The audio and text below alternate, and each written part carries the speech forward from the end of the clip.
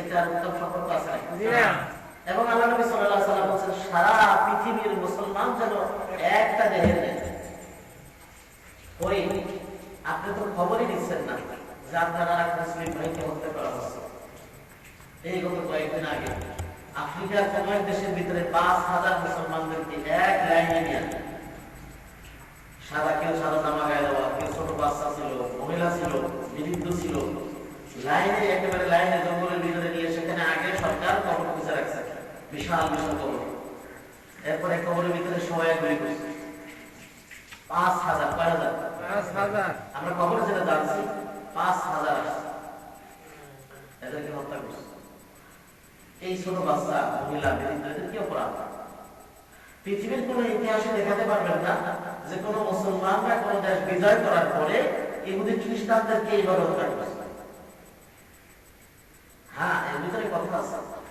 যদি 5,000 খুনি হয়, খুনি বুঝেন তো, যে এই 5,000 সৈনিক মুসলমান হত্যার সাথে জড়িত ছিল, প্রত্যেকে জড়িত ছিল, তাহলে কোরআন তার বিচার কি দিচ্ছে? কোরআন তার বিচার দিচ্ছে মৃত্যুদণ্ড। কি দিচ্ছে? সেখানে তাদের বাঁচায় রাখার কোনো সুযোগ আছে না। এখন যদি আপনি বলেন যে নির্মম কাজ করলো, অথচ এরা যে করবে নির্মম কাজ করছে এটা আপনি জানেন? কথাটা আমার বোঝেন না।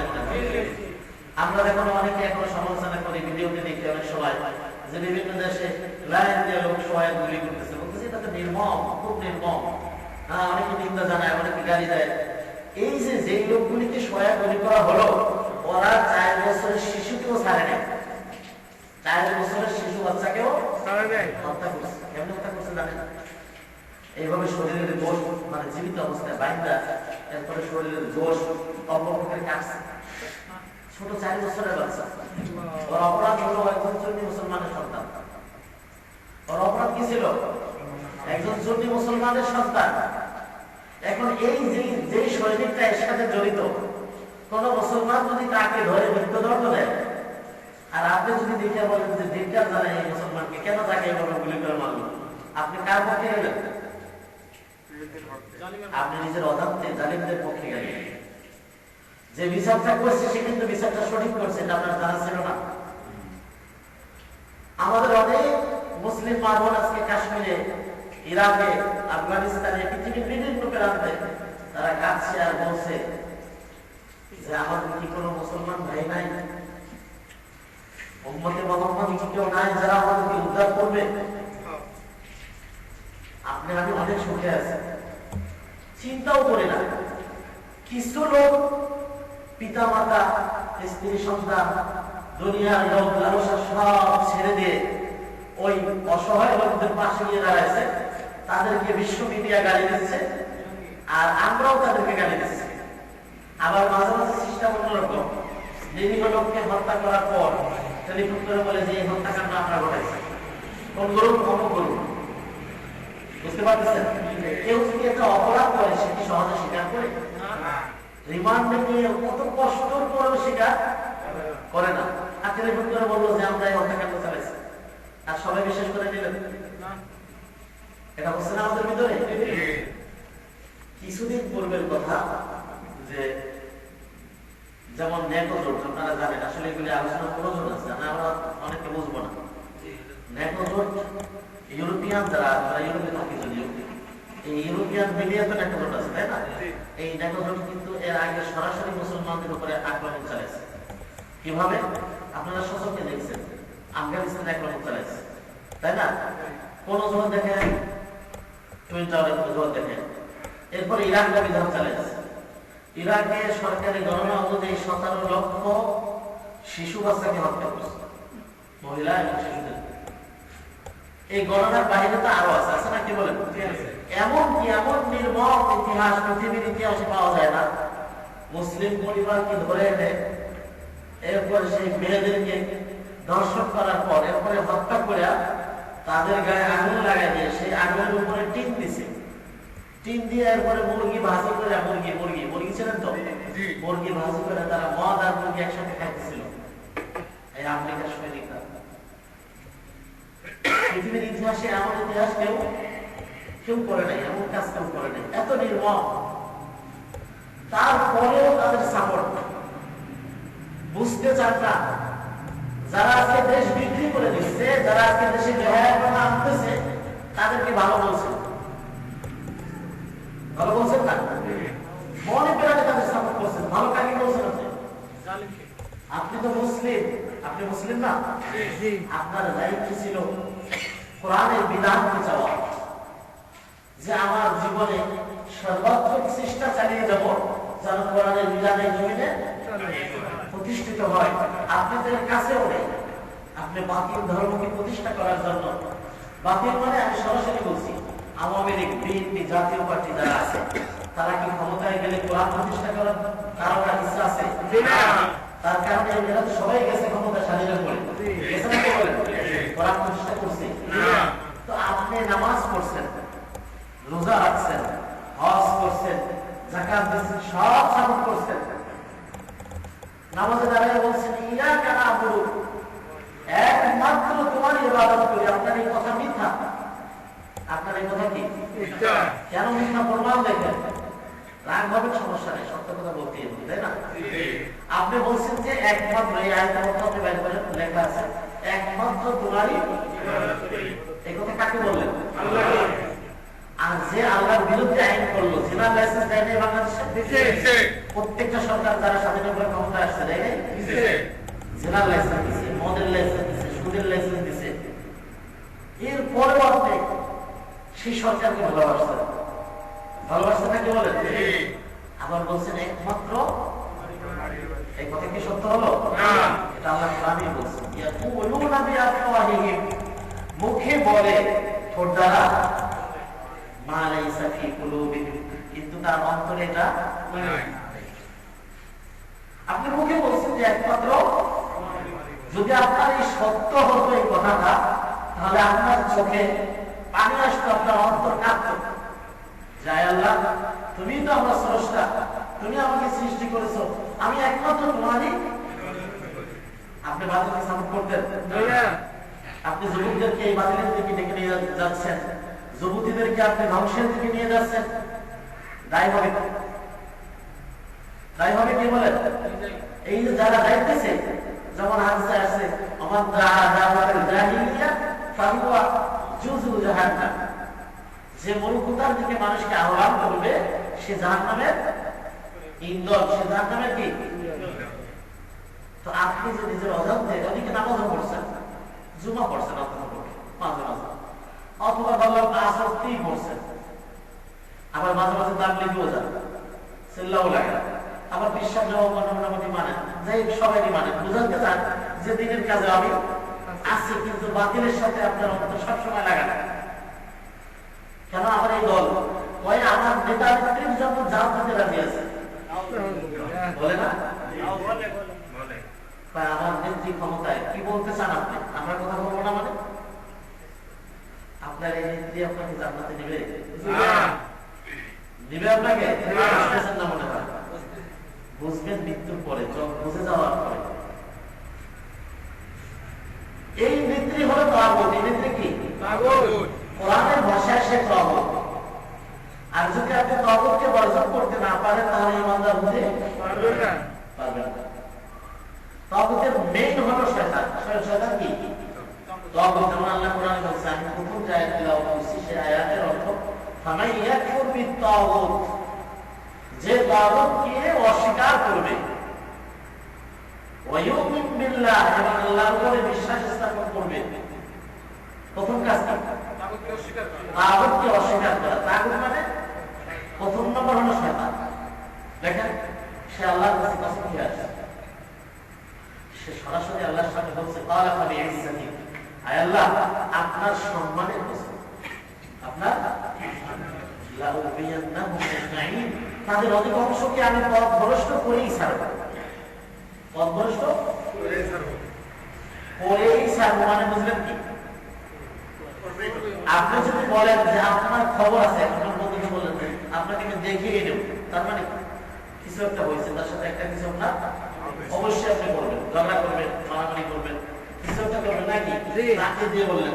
ইবলিস আল্লাহর কাছে সরাসরি বলছে ক্বালা ফাবিইজ্জাতিক, আপনার সম্মানের কসম, লাউবিয়ান্নাহুম আজমাইন, তাদের অধিকাংশকে, তাদের বেশিরভাগকে কি করবো? ইল্লা ইবাদাকা মিনহুমুল মুখলাসিন, একমাত্র আপনার একনিষ্ঠ বান্দা ব্যতীত। একনিষ্ঠ বান্দা মানে ওই যে ইয়াকা নাবুদু বলছেন যে একমাত্র তোমার ইবাদত করি, আবার বাতিলের সম্পর্ক অন্তরে রাখছেন, এটা বের করে দিতে হবে। এই বাতিলের সম্পর্ক কি করতে হবে? একমাত্র যে বলছেন ওই একমাত্র আল্লাহর ইবাদতকারী হতে হবে। যদি হতে পারেন চতুর্দিকে সর্ব বিষয়, তাহলে আপনি হলেন একনিষ্ঠ বান্দা। আপনাকে ধোঁকা দিতে পারবে না, আপনাকে ধোঁকা দিতে পারবে না।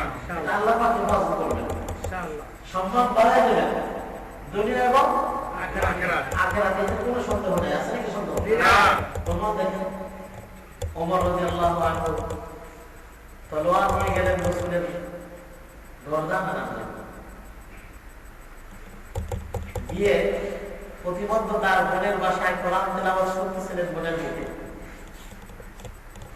সেই কয়েকটি আয়াত শুনেই তার পরিবর্তন এসে গেল। তিনি রাসূলের কাছে গিয়ে ইসলাম গ্রহণ করলেন। তিনি বললেন যে আমি মনে করছিলাম মুহাম্মদ এই উম্মতের মধ্যে, অর্থাৎ আমাদের এই বংশের মধ্যে ফাটল ধরাইছে, কিন্তু আসলে তো মুহাম্মদ নয়, এই আয়াতগুলোই ফাটল ধরাইছে। কিরকম ফাটল ধরাইছে? অকুল জাআল হাক্কু ওয়া যাহাকাল বাতিল, যখন সত্য আসবে মিথ্যা কি হবে? যদি আপনার অন্তরে সত্য বসে থাকে তাহলে বাতিলের স্থাপনা আপনি করবেন না। মুখ থেকে বলতেছেন না কেউ, তার মানে মহব্বত খুব গভীর নাকি? যারা না বলবেন আমি মনে করবো যে আপনার এত গভীর অন্তরে মহব্বত যে আপনি বাইর করতে রাজি আছেন। বাতিলের মহব্বত বাইর করতে রাজি আছেন সবাই? কে কে রাজি আছেন?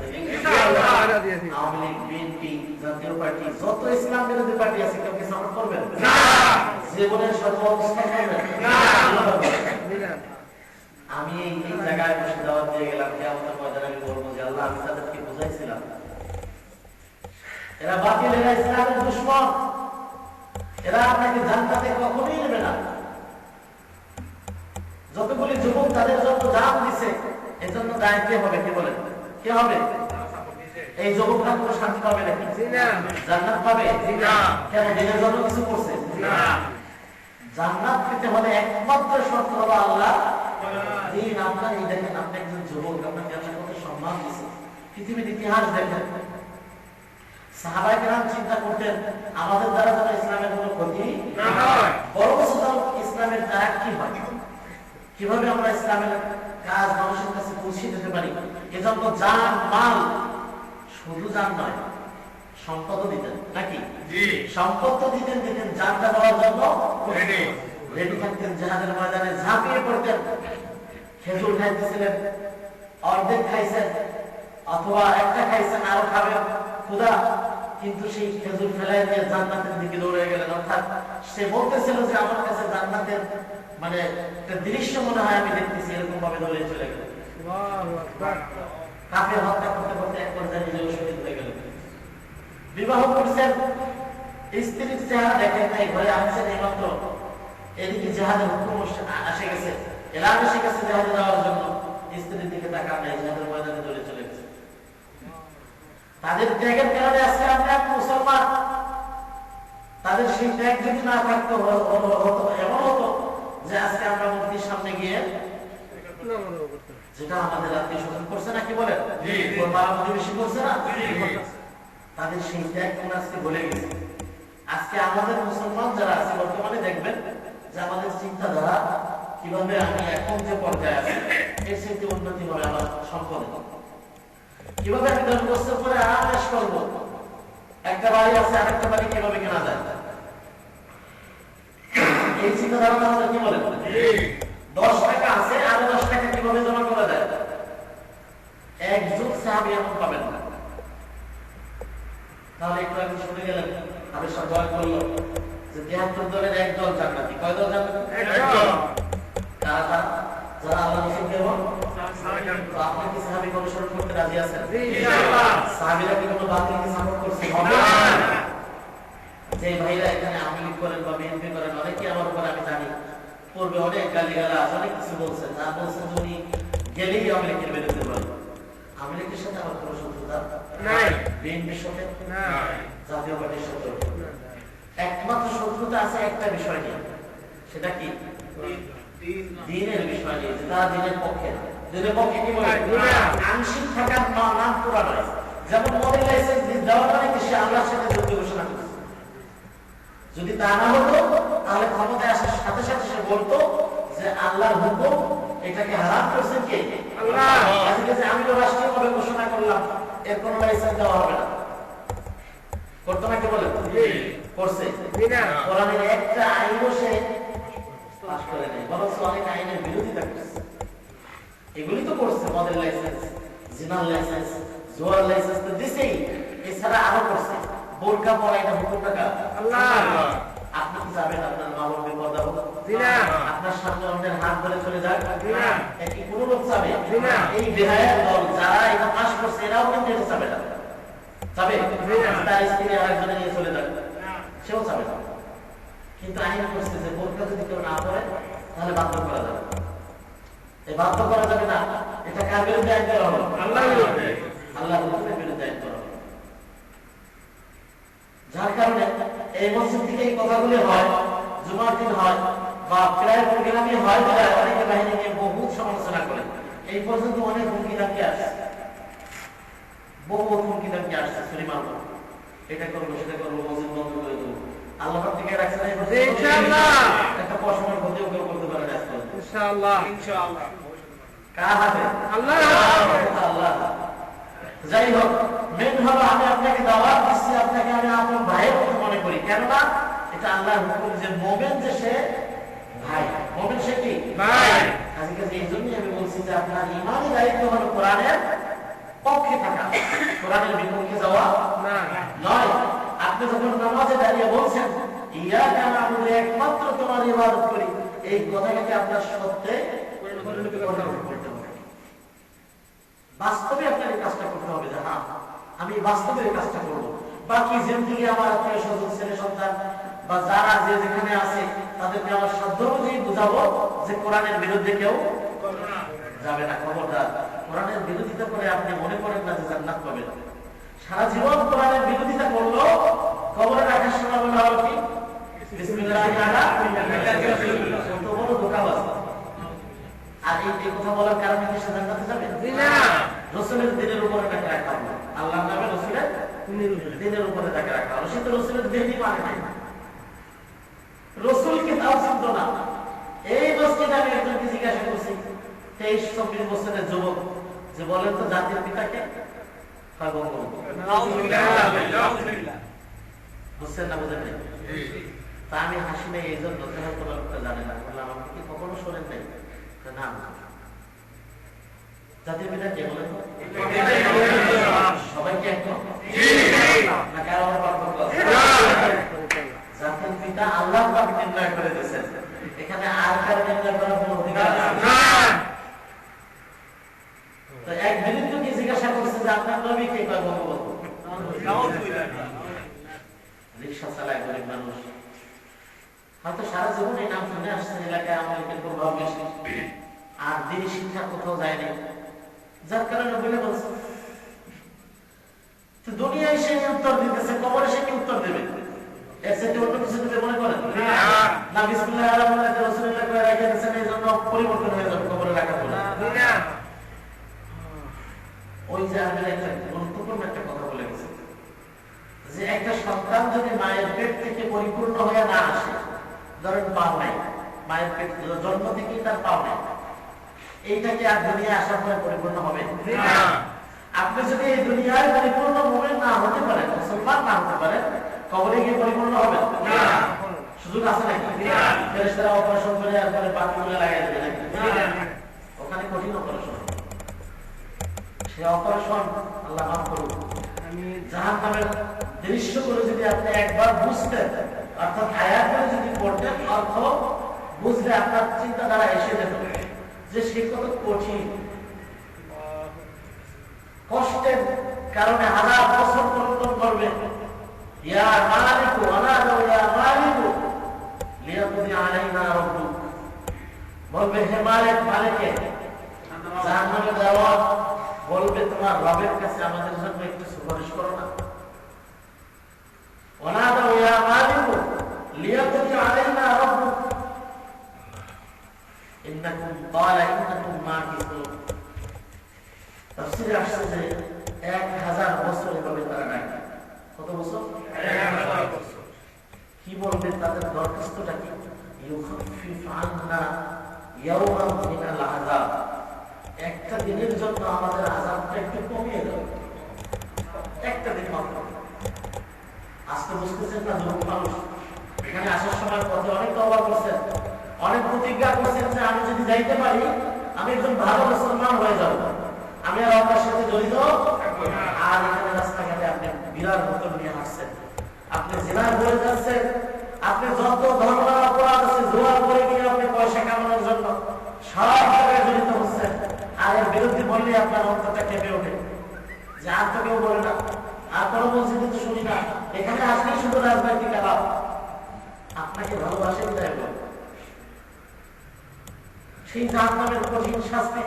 এরপরে যখন 1000 বছর পরে ডাকবে, তখন তিনি 1000 বছর পরে জবাব দিলেন, লাকাদ জিনাকুম বিল হক, তোমাদের কাছে সত্য আসে নাই। তোমাদের কাছে কি আসে নাই? সত্য আসে নাই। তারা বলবে যে আসছে।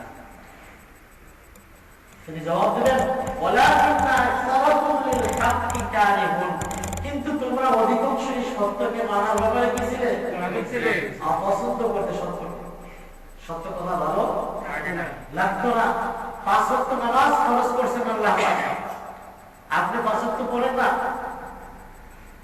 অথচ এই 5 ওয়াক্ত পড়লে আপনাকে বোনাস দিতেছে কত? 45 ওয়াক্ত বোনাস দিচ্ছে। এই বোনাসটা আপনার কাছে ভালো লাগে না? কেমন মনে হয়? উদাসী। কিন্তু দুনিয়াতে যদি 5 রিয়াল 1 ঘন্টায় দেয়, তাহলে আপনি কি করেন? ট্যাবলেট পকেটে রাখেন, ভালো ট্যাবলেট, যেন মাথা গুলি না দেয়। 2-4 রাত যায় ঘুম নষ্ট হয়, 5 রিয়াল করে ঘন্টায় বেশি কাজ করতে হবে নাকি বলে? একটু আস্তে বললেন। এটার ব্যাপারে খুব মানে খেয়াল আছে। কিন্তু এই যে সম্পদ কামাইলেন, আল্লাহ নবী বলছেন মৃত্যুর পরে কবর পর্যন্ত 3টা জিনিস যায়। কয়টা জিনিস যায়? আত্মীয় স্বজন, সম্পদ, আর কি? আমল। দুটো জিনিস ফিরে আসে। কি কি ফিরে আসে বলতে পারেন? এই যে যা কামাইতেছেন, জমা করতেছেন, মাদ্রাসা মসজিদের কথা বললেন, বক্তব্যের কথা বললেন, 10 পয়সা 5 পয়সা দিয়ে আবার বাইরে গিয়ে বলেন যে হুজুররা ব্যবসা করে। 10 পয়সা কি ব্যবসা হয় না? 20 পয়সা হয়। আচ্ছা, আটা নাই দিলেন, ব্যবসা হয়। কেন বলেন এগুলো? আপনার এই পয়সা নিয়ে কি ব্যবসা করছেন?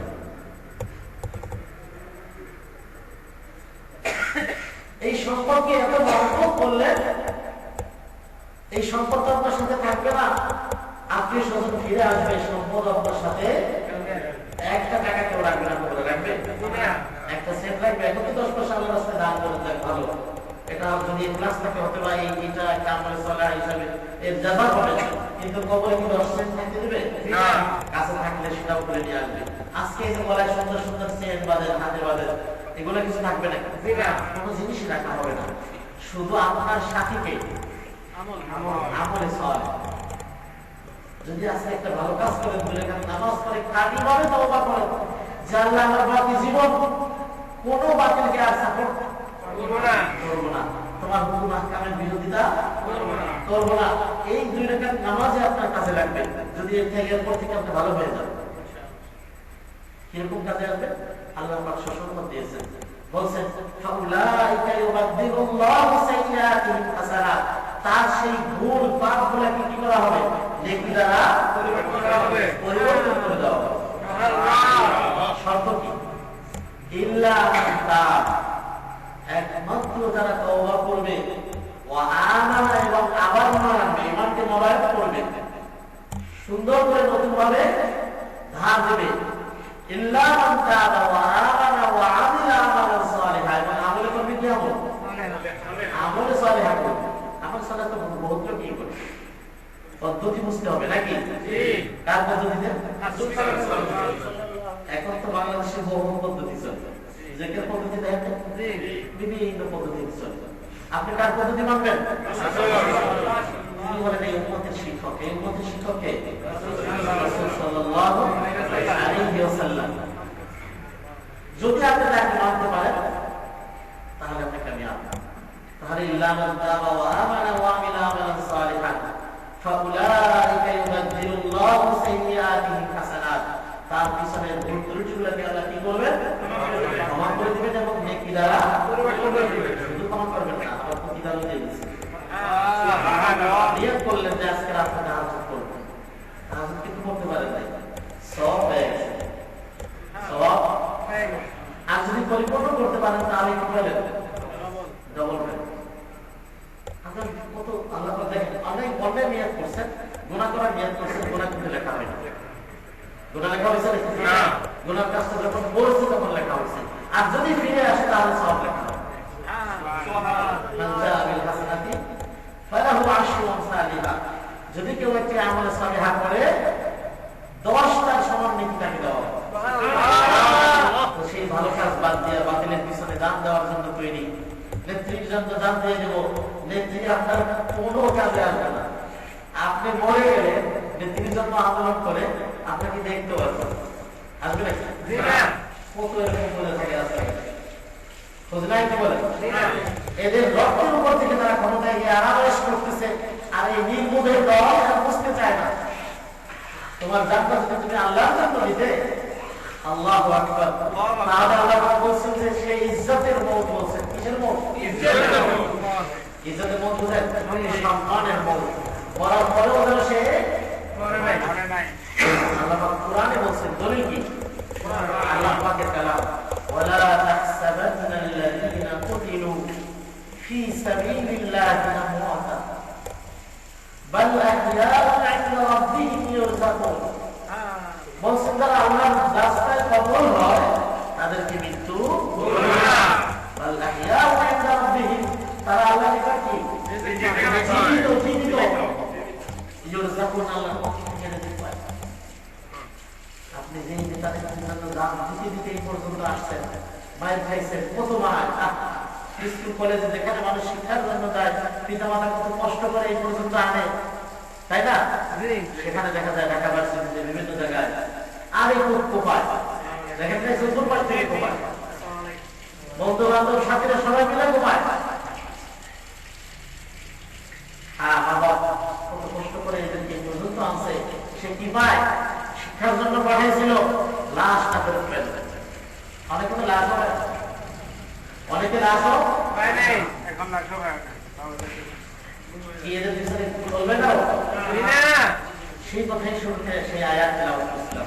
ফামান ইয়াকফুর বিত্তাগুত, ফামান ইয়াকফুর মানে সুতরাং যারা বা যে, সুতরাং যে, ইয়াকফুর মানে অস্বীকার করবে, বিত্তাগুত মানে মানব রচিত মতবাদ, মানব রচিত মতবাদকে যে কি করবে? অস্বীকার করবে। ওয়ায়ুমিন বিল্লাহ, আল্লাহর উপরে কি করবে? বিশ্বাস স্থাপন করবে যে হ্যাঁ আল্লাহ পাক আমাকে সৃষ্টি করেছেন। কোরআনে কি বলছেন? কি জন্য সৃষ্টি করেছেন? ওয়া খালাকতুল জিন্না ওয়াল ইনসা ইল্লা লিয়াবুদুন, একমাত্র আল্লাহর ইবাদত করার জন্য সৃষ্টি করেছেন। একমাত্র আল্লাহর ইবাদত করার জন্য সৃষ্টি করেছেন। জন্ম থেকে নিয়ে মৃত্যু পর্যন্ত যদি আপনি কোরআন মানতে পারেন এবং কোরআন বাস্তবায়ন করার চেষ্টা করে থাকেন, তাহলে সম্পূর্ণ জীবনটা হবে ইবাদতের ভিতরে ধরা হবে নাকি? কিন্তু আপনি ওই যে কিছু করলেন না, কিছু করলেন না, কিছু মানলেন আর কিছু আর জোরালো ভাবে বললেন। এক লিডারকে বলছেন, আওয়ামী লীগের এক লিডার, আর একজন জিজ্ঞেস করছেন যে ভাই কি জান্নাতে যাবে? হ্যাঁ যাবে না। তার মানে উনি যেভাবে জবাবটা দিলেন, কোনো বাড়ানো কথা বলছি না, একেবারে স্পষ্ট সত্য কথা। তো যখন বলছে উনি যেভাবে জবাব দিলেন, হ্যাঁ যাবে না, তার মানে উনি লিডার, তো উনি মনে হয় যেন সার্টিফিকেটটা দিয়ে দিলেন নাকি? হিন্দু সব জানা কেমন মুসলমান, সে জানে না যে আসলে এই হিন্দু হওয়ার কারণে সে জান্নাতে যাবে কিনা, আর সে নিজেরই খবর জানে না হিন্দুর কথা কি বলবে। কি বলেন, হিন্দু জান্নাতে যাবে নাকি? যাবে। কখন যাবে? যখন একমাত্র ইসলাম গ্রহণ করবে। ইন্না দীনা ইনদাল্লাহিল ইসলাম ফালা মান আসলামা ওয়াজহাহু লিল্লাহ। একমাত্র যে ইসলাম ধর্মকে গ্রহণ করবে কার জন্য? আল্লাহর সন্তুষ্টি অর্জন করার জন্য, সে হবে জান্নাত। কারণ ইন্না দীনা ইনদাল্লাহিল ইসলাম, একমাত্র ইসলাম ধর্মই হচ্ছে আল্লাহর কাছে মনোনীত ধর্ম। তাহলে হিন্দু, খ্রিস্টান, ইহুদি যত ভালো কাজ করুক জান্নাতে যাবে? শর্ত হলো ইসলাম গ্রহণ করতে হবে তার। মুহাম্মদ সাল্লাল্লাহু আলাইহি ওয়াসাল্লামকে নবী মানতে হবে। আপনি যদি বঙ্গবন্ধুকে নবী মানেন যাবেন জান্নাতে? আসেন আর যাই করেন, গ্রামে গিয়ে দেখেন আপনার এলাকায় এই কথা বললেও আপনার অপরাধ। আপনি যদি ভালো দাওয়াত দেন, এমন মুনাফিক আমাদের ভিতরে আছে যে এই জুমার নামাজ পড়লো, এই পিছনে গিয়ে কয় যে ওরা হুজুর বুঝি গাড়ি কাগজ তো করেই আবার রিপোর্ট দিয়ে দেয় যে এই ধরনের আলোচনা। এরা কি মুসলমান না মুনাফিক? আপনি যার পিছনে নামাজ পড়লেন, ভক্তি নাই, করলেন কেন? কি কারণে করলেন? আর জানেন মুনাফিকের শাস্তি কত মারাত্মক, যেটা কাফেরের কথা বলা হয় না। ইন্নাল মুনাফিকিনা ফি দারকিল আসফালি মিনান নার। মুনাফিকের স্থান হবে একেবারে জাহান্নামের তলদেশে। জাহান্নাম মানে উপর থেকে যদি একটি পাথর ফেলায় তলদেশে যেতে কত বছর লাগবে? 70 বছর। কি কম মনে করেন? সেই তলদেশে যাবে মুনাফিক যারা। নেফাকি বের করে ফেলতে হবে অন্তর থেকে, যে খবরদার আমি কোনো নেফাকি আমার অন্তরে রাখবো না। কারণ এখানে কারোর পক্ষে বলা হয় না যে তুমি জামাত ইসলাম করো, অথবা তুমি জাতীয়বাদী করো, অথবা বিএনপি করো, আওয়ামী লীগ করো না, এরকম বলা হয়েছে নাকি? সকল বাতিল কি করতে বলা হয়েছে? পরিত্যাগ করতে বলা হয়েছে। এটা আল্লাহর কথা। ফামান ইয়াকফুর বিত-তাগুত, সুতরাং যে কি করবে? তাগুতকে বর্জন করবে। ওয়া ইউমিন বিল্লাহ, এবং আল্লাহর উপরে ঈমান আনবে, বিশ্বাস স্থাপন করবে। ফাকাদ ইসতামসাকা বিল উরওয়াতিল ওয়াসকা, সেজন্য এমন একটি হাতল ধরলো যা তার থেকে ছুটবে না। এমন হাতল ধরতে রাজি আছেন না সবাই? মজবুত হতে হবে যে আল্লাহ তোমার কাছে আমি তওবা করছি, এই বাতিলকে আর জীবনে কোনোদিন সাপোর্ট করবো না। তোমার কোরআনের বিধান আর যদি বাংলাদেশের মানুষ 90% কেউ বলে 95% মুসলমান, কত শান্ত মানুষ। আসলে আমাদের দেশের মানুষ অনেক সরল, পৃথিবীর অন্যান্য দেশগুলো অনেক সরল, যার কারণে বাতিলরা এদেরকে লুটি পুটে খাচ্ছে। খ্রিস্টানরা খাইছে, সরকার, বিভিন্ন দল এরা খাইতেছে, মোটামুটি সবাই সবাই সুযোগ দিয়ে নিচ্ছে। আর এরা দিতেই আছে, দিতে দিতে দাঁত দিয়ে দেয়। সম্পদ দিতে দিতে শেষ পর্যন্ত কি করে? জানও দিয়ে দেয়। কিন্তু আল্লাহ দুঃখের বিষয় হলো আল্লাহ দিন কায়েমের জন্য দিতে আছে। যদি বলেন যে আমরা এই যে কয়েকজন মানুষ আছি, আমরা যদি এখন থেকে ওয়াদা করি যে আমরা আমাদের বাকি জীবন যতদিন আল্লাহ বাঁচান, মৃত্যু পর্যন্ত কোরআনের বিধান কায়েমের সর্বাত্মক চেষ্টা চালাই যাবে, তাহলে কিছু দেওয়া তো হবে নাকি? আপনি বাংলাদেশের সাথে জিজ্ঞেস করবেন একটা জুমা মসজিদে, ভাই আপনারা তো অনেক মুসল্লি আছে, কারা কারা কোরআন রাখছেন? এমন আছে যে একজন হাত জায়গায় থেকে অনেক মনে আছে নাও জায়গায়, মানে সে বুঝবেই না কি বলতেছে। কারণ বিভ্রান্তি এমন ভাবে ছড়াই দিচ্ছে, অনেকে নাউজুবিল্লাহ সরকারি লোকদের কথার কারণে, সরকারি লোক অনেক সময় ভাষণ দেয় বলে যে এই যুগে কোরআনের আইন শুনে যান তারা বহু একেবারে খবর এগুলো আসে। তো সাধারণ মানুষ এই কথা বলে শুনে তারা মনে করে যে কি বলছে কোরআনের আইন সেই যুগে চলছে কি এখন চলে? কোরআনের আইন যখন পৃথিবীতে ছিল সেই সময়টা ছিল পৃথিবীর ভিতরে সবচাইতে উত্তম। এটা আল্লাহ নবী সাল্লাল্লাহু আলাইহি ওয়াসাল্লাম বলেছেন, খায়রুল কুরুনি কারনি, সবচেয়ে উত্তম জামানা হলো রাসূল সাল্লাল্লাহু আলাইহি ওয়াসাল্লাম।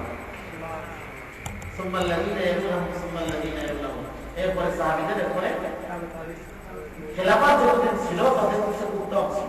কোরআন যতদিন মানছে ততদিন কি ছিল? উত্তম ছিল।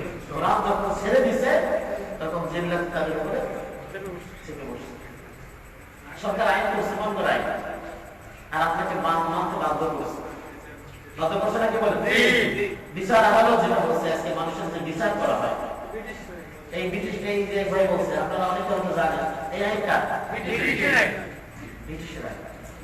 ব্রিটিশের আইন দ্বারা আপনারা আমার বিচার করতেছে, এই বিচার মানাটাও করবে, এই বিচার যদি কোনো ইমানদার বলতে পারে যে আমার মৃত্যুদণ্ড দাও, দিয়ে দাও, কোনো সমস্যা নাই, তবে আমি তোমার কাছে আত্মসমর্পণ করব না, তাহলে সে এক নম্বর ইমানদার। তাহলে সে কি শর্ত আছে, হ্যাঁ বিচার মানতে পারি, কোরআনের আদালত গঠন করে সেই আদালতে আমার বিচার করে, কোনো সমস্যা নেই। যদি কোরআনের আদালত মৃত্যুদণ্ড দেয় আমার কোনো দুঃখ নাই, গঠন করবে কি বলেন? তো আপনারা যদি কোরআনের আইন সবাই মিলে চাইতেন বা এখন থেকে চান, তাহলে হওয়ার আশা তো আছে ইনশাআল্লাহ। রাজি আছেন সবাই? ইনশাআল্লাহ। যে ক্রান্তি থাকেন না কেন ইসলামকে মেনে চলতে হবে, এটা আপনার ঈমানই দায়িত্ব। যাদের বদঅভ্যাস আছে এখনো ছেড়ে দেন, জিনা করে যাওয়া, বিড়াপান করা ইত্যাদি যত রকমের খারাপ নিষিদ্ধ কাজ, যাদের এই অভ্যাসগুলি আছে সম্পূর্ণরূপে তওবা করেন আল্লাহর কাছে। দেখেন আজকে মুসলমান ভাই তার কারণে আপনিও দোষী, আপনার ইমানি দায়িত্ব ছিল তাদের পাশে দাঁড়ানো অথবা তাদেরকে সহযোগিতা করা, জান অথবা মাল ধরা, কিন্তু আপনি তাদের সম্পর্কে জানতেই রাজি না। আর যেই সব কয়েকজন হাতে গোনা লোক তাদের পাশে গিয়ে দাঁড়াইছে, তাদেরকে বাতিলরাও গালি দেয়, আপনার গালি দেয়। আল্লাহ রাসূল সাল্লাল্লাহু আলাইহি ওয়াসাল্লাম বলেছেন, ইযা তারাকতুমুল জিহাদ ফাসাল্লাল্লাহু আলাইকুম বিল্লাহ, যখন তোমরা জিহাদ ছেড়ে দিবে তোমাদের উপরে অপমান লাঞ্ছনা চেপে পড়বে। জিহাদ মানে বলতে পারে জিহাদের একবার চেষ্টা করা, ঠিক আছে, অভিধানে কোথাও আছে, কিন্তু আসলে অরিজিনাল জিহাদ ফি সাবিলিল্লাহ, তার ফি সাবিলিল্লাহ কথাকে অনেকেই ঘোরায় দিয়েছে। কেন ঘোরায় দিয়েছে জানেন? এটা আমার অনেক বড় ইতিহাস। ভারতবর্ষে যখন কোরআনের আইন ছিল, এটা আপনারা জানেন তো? কত সালে? ব্রিটিশরা দখল করার আগে ভারতবর্ষে কোরআনের আইন তারা শাসিত হয়েছে। এই ব্রিটিশরা কোরআনের আইন ধ্বংস করার জন্য তারা ব্যবসার অজুহাত দেখায়া বা ব্যবসার একটা ভাগ করা শিখিয়ে রয়েছে। শেষ পর্যন্ত তারা দখল করছে, কোরআনের আইন একেবারে সম্পূর্ণ উঠে গেছে, যত আদালত ছিল সব উঠে গেছে। আজকেও দেখেন, আপনার দিমাগ যখন খোলা থেকে বুঝতে পারবেন এই হল আমরা থাকি ঠিকই। সোমালিয়ায় একটা শহরে রমজানের পূর্বে তার কিছু যুবক ছেলেরা বা কোনো সংগঠন তারা শরীয়তের আইন বাস্তবায়ন করছে। তো সেখানে এই গ্রাম দিয়ে বোম্বিং করছে, বোম্বিং করে সেই শহর দখল করছে। তার কোনো প্রয়োজন ছিল সেখানে যাওয়ার? শুধু তার বুঝে দিচ্ছে এরা সন্ত্রাসী। আসলে মেন সমস্যা ওটা না, কোরআনের আইন যদি বাস্তবায়ন না হয় না হতে পারে, এটা হলো মেন সমস্যা। এখন আমরা দেখতেছি যে সিরিয়ায় গত 3 বছর ধরে যুদ্ধ হইতেছে না, সরকার যখন আওয়ামকে সুন্নি মুসলমানদেরকে নির্মমভাবে হত্যা করছে, তখন কোন দেশ গেছে? এখন যখন তারা ইসলামী স্টেট ঘোষণা করছে, এখন গেল কেন? বুঝতেছেন না? বলেন ওই সময় যখন আপনার চরম মুসিবত ছিল, যখন জারি ধরে নিয়ে হত্যা করতেছে শিয়া সরকার সুন্নি মুসলমানদের, তখন কেন গেল না যে আমরা এটাকে লিড করে দেওয়ার চেষ্টা করি? যখন ইসলামী স্টেট ঘোষণা করলো তখন কেন গেল? তার মানে হলো কোরআনের আইন যেন বাস্তবায়ন হতে না হয়, এটা হলো মেইন। তাই ব্রিটিশরা সেই বাংলাদেশ ভারতবর্ষ থেকে কোরআনের আইন নিয়ে গেছে। আজও কোরআনের আইন যদি আপনি চান, সত্যিকারে চান, তাহলে আপনার উপরে নির্যাতন আসবে না, কি বলেন? নির্যাতন আসলে লাভ আছে, মৃত্যু হবেই। মৃত্যু থেকে যতই মরে থাকি, আল্লাহ পাক কোরআনে বলেছেন, দলিল হলো কোরআন, কুল ইন্নাল মাউতাল্লাযী তাফিরুনা মিনহু, বলুন হে রাসূল সাল্লাল্লাহু আলাইহি ওয়াসাল্লাম, মানে শুধু কি রাসূলকে বলতে বলছেন, এই উম্মতের উপর প্রযোজ্য এই হুকুম। ইন্নাল মাউতাল্লাযী তাফিরুনা মিনহু, নিশ্চয়ই তোমরা মৃত্যু থেকে যতই পালাবে, ফাইন্নাহু মুলাকিকুম, অবশ্যই সে তোমাদেরকে কি করবে? অবশ্যই ধরবে, যে হারতেই থাকেন না কেন, সময় এসে যাবে ধরে ফেলবে। যখন জমা বলছিলাম ঘটনা, যে একজন অহংকারী বাদশাহ, চন্দ্র অহংকারী, ক্ষমতার অনেক পাওয়ার, সে কোথাও সফরে যাবে, তো বলছে আমার জন্য ঘোড়া তৈরি করো। এখন ঘোড়া বাঁচতে বাঁচতে যেটা সবচেয়ে ভালো ওটা নিছে, পোশাক উত্তম পোশাক যেটা ওটা গায়ে যাইতেছে, প্রতিমধ্যে দেখে একজন ফকির তার রাস্তা আটকায় দাঁড়াচ্ছে। ওরা সাথে দাঁড়িয়ে। এখন উনি হুমকি দিচ্ছে, বলতেছে যে দেখো তুমি কি জানো আমার এই সৈন্যরা তোমাকে হত্যা করে ফেলবে, রাস্তা ছেড়ে যাও। ফকির বলছে না, তোমার সাথে কথা আছে। আশ্চর্য হয়ে গেছে, এত বড় সাহস, এত সুন্দর সামর্থ্য পিছনে আমার, এদেরকে অর্ডার দিলে তো ওর পাত্তাও থাকবে না।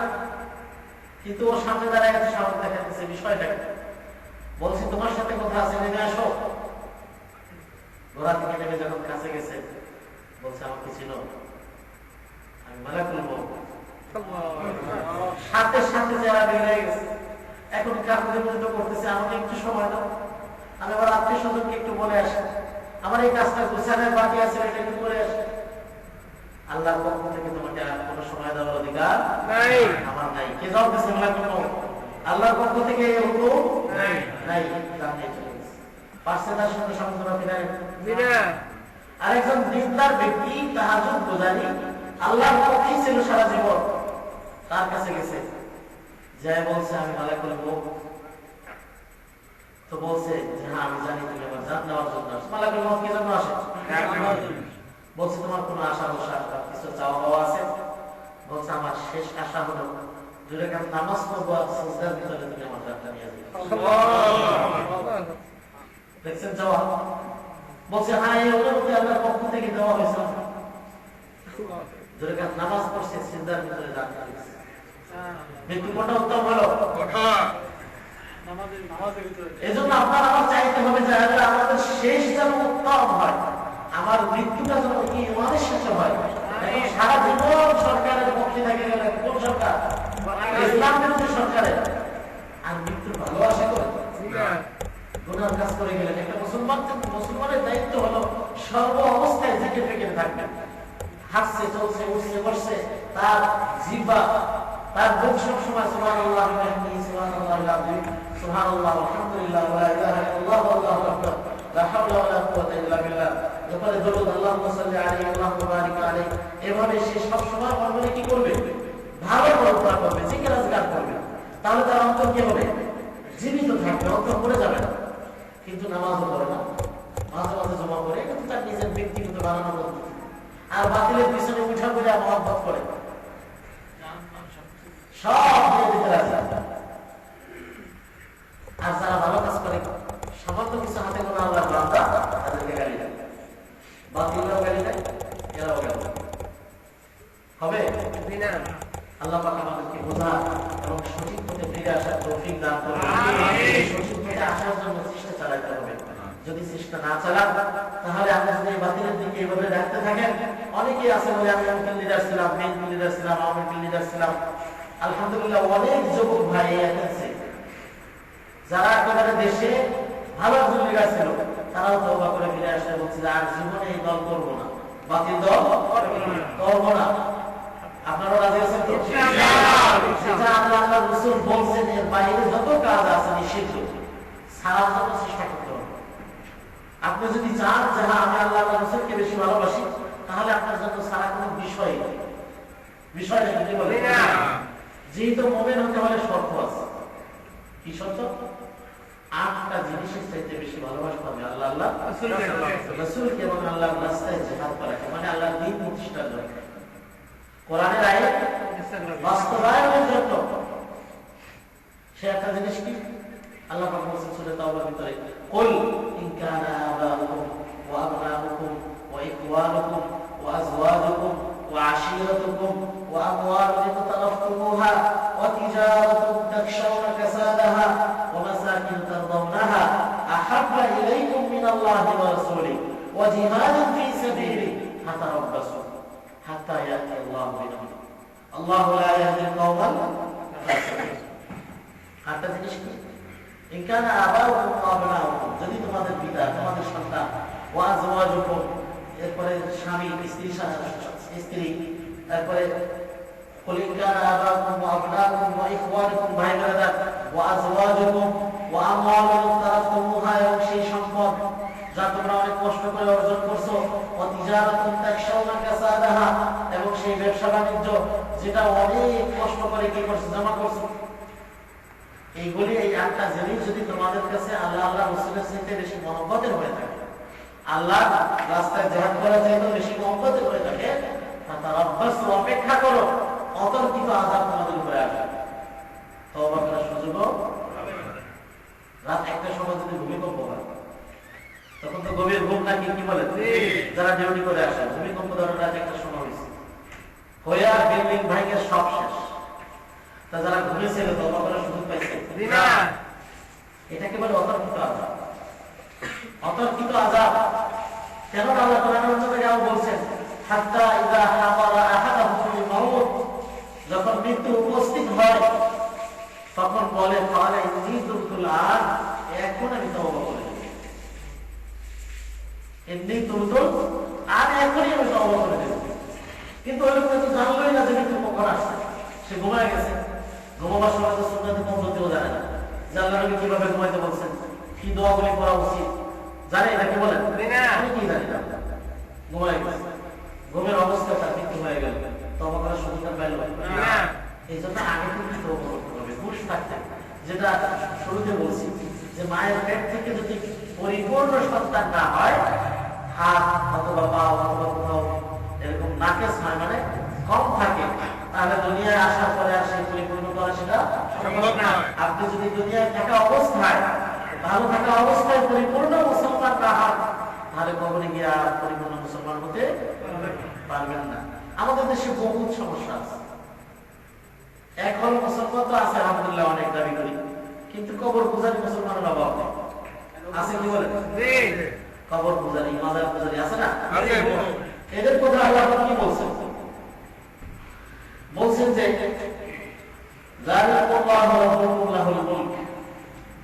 তিনি হচ্ছেন তোমাদের রব, আর এই পৃথিবীর জন্য সবকিছু তাকে ব্যতীত তোমরা যাকে ডাকো, আল্লাহকে বাদ দিয়ে যাকে ডাকো, যার কাছে যাও, সে কিছুই দিতে পারবে না। এমনকি অন্য জায়গায় বলছেন যে কবরবাসীর কাছে গিয়ে যারা চাও, ইন্তাদউহুম, কবরের কাছে গিয়ে চায়, চায় না কি বলেন? অসংখ্য লোক কাছে বুঝতেও চায় না। এটা হলো কোরআনের দলিল যে স্পষ্ট শিরক। কবরবাসীর কাছে গিয়ে আপনি চাওয়ার কোনো সুযোগ নেই। তিনটা বিষয় আপনাকে রাখতে হবে, যে আপনি কবরবাসীর কাছে গিয়ে চাইতে পারেন, মানে কি এরকম বলতে পারেন যে আল্লাহ তাকে ক্ষমা করে দিন, তাকে ক্ষমা করে দিন। দ্বিতীয় হলো যে আমারও তো মৃত্যু হবে, এখানে আসতে হবে। এই দুইটা জিনিস আপনার মনে থাকবে। এই অর্থাৎ তার জন্য দোয়া করবেন ওনার ফেরাতে, এবং কবরে আপনার যাইতে হবে, এই জিনিসটা আপনার ভিতরে ইয়ার হলো ইয়ার হওয়ার কারণে আপনার মনটাও নরম, যে আরে আমি যতই শক্তিশালী থাকি আমারও তো মৃত্যু হবে না। এই তিনটা বিষয় ছাড়া যদি মনে করেন যে আল্লাহ ওলি ছিল, বহুত বড় বিশ্বাস ছিল, ওনার কাছে চাইলে উনি কিছু দিতে পারবেন, তাহলে এটা কি হলো? আর এই শিরকের গুনাহ আল্লাহ মাফ করবেন না। এই কোরআন বলেছেন, ইন্তাদউহুম, যদি তোমরা তাদের কাছে যাও, লা ইয়াসমাউ দুআআকুম, তোমাদের ডাকা তারা কি করবে না? শ্রবণ করবে না, শুনবে না। শোনা শক্তি আছে না? থাকলে তাকে কবরে রাখে। পৃথিবীর ইতিহাসে পাইছেন এরকম? লা ইয়াসমাউ দুআআকুম, এরপরে বলছেন ওয়ালাউ সামিউ, যদি শুনেও মাস্তাজাবু লাকুম, জবাব দিতে পারবে না। তাহলে যারা কবরের কাছে গিয়ে যায়, এদেরকে বুঝে পাবেন আপনারা? আমাদের দেশে অনেক আছে যে মাজারে গিয়ে দান করে। আপনার এলাকায় নেই? আছে, অনেক এলাকায় আছে। মাজারে যে দান করলে খায়, ওই যে কবরে চলে গেছে উনি খায়, কে খায়? ওখানে যারা নেশাখোর, নেশাখোরকে আপনি কেন দান করবেন? আপনি একটা মসজিদ করে দেন, আপনি একটা মাদ্রাসা করে দেন, আপনি আপনার এলাকায় একটা তালিমের ব্যবস্থা করেন, যে আমি আমার এলাকায় একজন আলেম এনে তালিম করবো, মাসে একটা মাহফিল করবো, অথবা সপ্তাহে একটা তালিমের ব্যবস্থা করবো, একটা লাইব্রেরি করে দিলাম, যেখানে কোরআনের তাফসীর, হাদিস গ্রন্থ এবং বিশুদ্ধ বইগুলি থাকবে। এটা করে দেন, এটা সব সবকে জানিয়ে হিসাবে পাইতেই থাকবেন। কিন্তু কবরে যে গিয়ে দেবেন, এই দেওয়ার কারণে আপনার জীবনের সব আমল কি হলো? দেওয়া মাত্র ধ্বংস হয়ে গেল। দুধ ভালো খাবো না, এর ভিতরে যদি 1 ফুট বিষ ছেড়ে দেন, দুধটা ভালো থাকবে? আপনার আমলটা নিশ্চিত ভালো, জীবনটা নিশ্চিত উন্নত জীবন। উত্তম জীবন, উত্তম আমল করছেন সারা জীবন, কিন্তু কবরে গিয়ে যাওয়ার সাথে সাথে এরকম যারা আমলের ভিতরে বিষ ঢেলে দিলেন, সব ধ্বংস হয়ে গেল। এই জন্য এই কবর পূজারী যারা কবর পূজা করে, মাজার পূজা করে, এদেরকে আপনার আমার দায়িত্ব বোঝানো। সত্যিকারের মুসলমান হতে হলে আল্লাহ কোরআন এবং রাসূলের হাদিসকে মানতেই হবে। যারা এটা নিয়ে টিটকারি করে, বিভিন্ন রকম ভাবে ব্যঙ্গ করে, দেখতে পাবেন কিয়ামতের ময়দানে। আল্লাহ মাফ করুন, কিয়ামতের ময়দানে এই নামাজের মানে সিজদার আলামত দেখে, আসারি সুজুদ, এই সিজদার আলামত দেখে আল্লাহ নবী বলবেন যে এরাও তো আমার উম্মত, এদেরকে বাধা দাও কেন? ফেরেশতাদেরকে বলবেন, ফেরেশতারা বাধা দিবে আর বলবে, ইয়া রাসূলুল্লাহ, আপনি জানেন না আপনার মৃত্যুর পরে তারা পরিবর্তন করেছে। তারা কি করছে? পরিবর্তন করেছে। ইবাদতের ভিতরে পরিবর্তন ঘটেছে, ইচ্ছা মতো ইবাদত করছে। এই যে নামাজ পড়ে, এত দ্রুত নামাজ পড়া আপনাকে কে শিখেছে? আল্লাহ নবী বলছেন সবচেয়ে মারাত্মক, সবচেয়ে নিকৃষ্ট চোর হলো সালাত। সবচেয়ে নিকৃষ্ট চোর কি? সালাত চুরি করা যায়? বুঝেন না? সালাত চুরি করা যায়? আপনার রুকুসিজদা এত তাড়াতাড়ি দিলেন, মন্তরটা তো বেঁচে হয়েছে বাতিলের কাছে, কখন বের হয়ে যায়, তাই না? অন্তর ওখানে লাগানো, বাতিলের কাছে লাগানো, যার কারণে নামাজের ভিতরে তার কিন্তু একেবারে এই বসে, রুকু দিকে কি বলবে তাও জানে না, সেজদায় কি বলবে তাও জানে না, দুই সেজদা দিয়ে বসছে কি বলবে জানে না। এভাবে তাড়াতাড়ি করে নামাজটা পড়ে চলে গেল, এই কি করলো? সালাত চুরি করলো। এই সালাতটাকে বন্ধ হবে। আল্লাহর কাছে দোয়া করে যে আল্লাহ, ও যেভাবে আমাকে ধ্বংস করলো, ওইভাবে ধ্বংস করলো। আর যদি সঠিকভাবে করে তাহলে তো সাথী হয়ে গেল, আমলে সালেহ। এই যে বলছিলাম কবরে যাবেন, সবাই কবরে যাবো আমরা। আল্লাহ পাক যেন আমাদের ভালো আমল নিয়ে যাওয়ার তৌফিক দান করেন। এই কবর পর্যন্ত তিনটা জিনিস যাবে, আর সুজন আর সম্পদ, কিন্তু থাকবে কি? এই দুইটা ফিরে আসবে, আমলে সালেহ থাকবে। আমলে সালেহকে দেখবে আর বলবে, তোমার চেহারা তো সুন্দর, মনে হচ্ছে তোমার সুসম্পদ নিয়ে আসছো। কে তুমি? বলবে, আনা আমালুকা সালেহ, আমি তোমার ভালো আমল। তুমি যে দুনিয়া ভালো আমল করতে, আমি সেই আমল, তোমার সেই সাথী আমি। এখন বুঝে যারা করবে তারা সঠিক পথ পাবে। বুঝে করা, বুঝেন, কোরআন অধ্যয়ন করছে অর্থ সহ, রাসূলের হাদিস সাল্লাল্লাহু আলাইহি ওয়াসাল্লাম হাদিস অধ্যয়ন করছে, এবং বিশুদ্ধ কোনটা, বিশুদ্ধ কোনটা। অনেকে বলে আর একটা পড়লে হলো, নামাজ আপনি পড়ছেন, উদাহরণস্বরূপ বলি, তো নামের নিচে হাত যাচ্ছে কেন? আরে এত লক্ষ লক্ষ মানুষ বাদে আপনি যাচ্ছে, সমস্যা কি? সমস্যার কথা আমি বলি নাই। যদি এখানে আপনি 30 পান নাম্বার, কত? 30, আর এখানে যদি 50 পান, কোনটা নেবেন? সবাই বলেন কোনটা নেবেন? 50 নেবেন না? আচ্ছা, যদি দেখেন যে এখানে 100 পাবেন, এটা নেবেন না? চাকরির বিষয়ে এটা করবেন, যেখানে সবচেয়ে বেশি বেতন পাওয়া যায় ওখানে যাবেন না? তাহলে আপনার আমলের বিষয়ে গুরুত্ব দেন না কেন? কেন বলেন যে একরকম পড়লেই হবে? কোন রকম পাস করতে চায় সব ছাত্র? যারা ভালো ছাত্র তারা চায় 1 নাম্বার। আপনি কি ভালো ছাত্র হতে চান? আমল যাচাই করতেই হবে আপনার। এটা বললে হবে না যে অমুক কি ভুল করছে।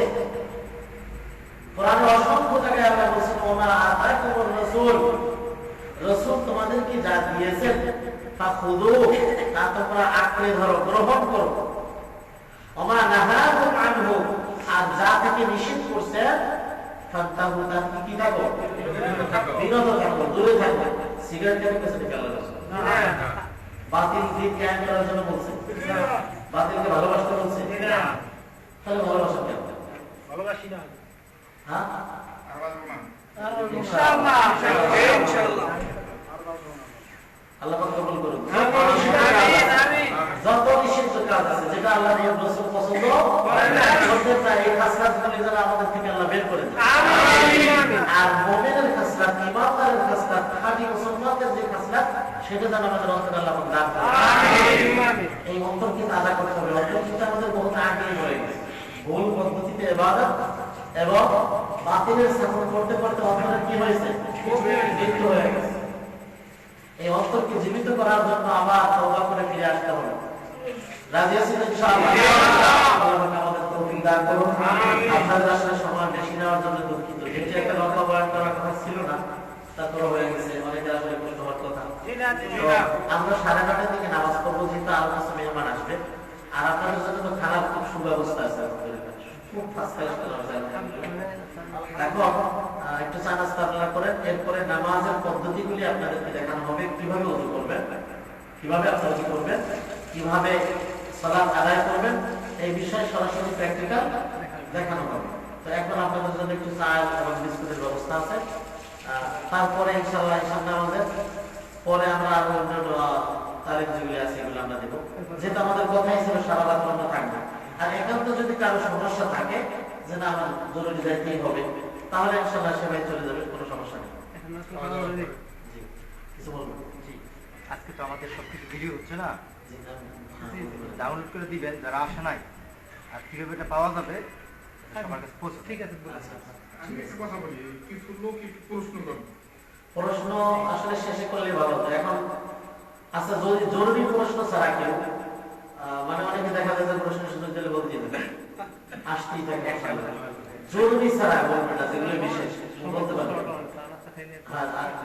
তারপরে প্রশ্ন করে ইনশাআল্লাহ চাই বলেন। পুরান যারা নতুন যারা আছেন এরা বলেন। নামাজের ভিতরে এই রুকু এবং সেজদার তাসবিহ একবার পড়া যাবে না যাবে না, আর কতবার মিনিমাম করতে হবে, কমপক্ষে কতবার? খুব সুন্দর একটা প্রশ্ন করছে। নামাজের ভিতরে তাসবিহ আসলে একবার, তিনবার, পাঁচবার, সাতবার এভাবে পড়া সুন্নাত, এর অতিরিক্ত পড়া যাবে। কি বলছি বুঝছেন তো? তাসবিহ যেটা, আর শুধু তাসবিহ একটা তাসবিহ না, যেমন সুবহান রাব্বিয়াল আযীম আপনি পড়েন রুকুতে, এছাড়া আল্লাহ নবী আর দোয়া করতেন, সুবহান রাব্বিয়াল আযীম ওয়া বিহামদিহি সুবহান কুদ্দুসুন রাব্বুল মালাইকাতি ওয়ার রূহ, এইভাবে অনেক দোয়া করতেন, ধীরে সুস্থে নামাজ পড়তেন, তাই না?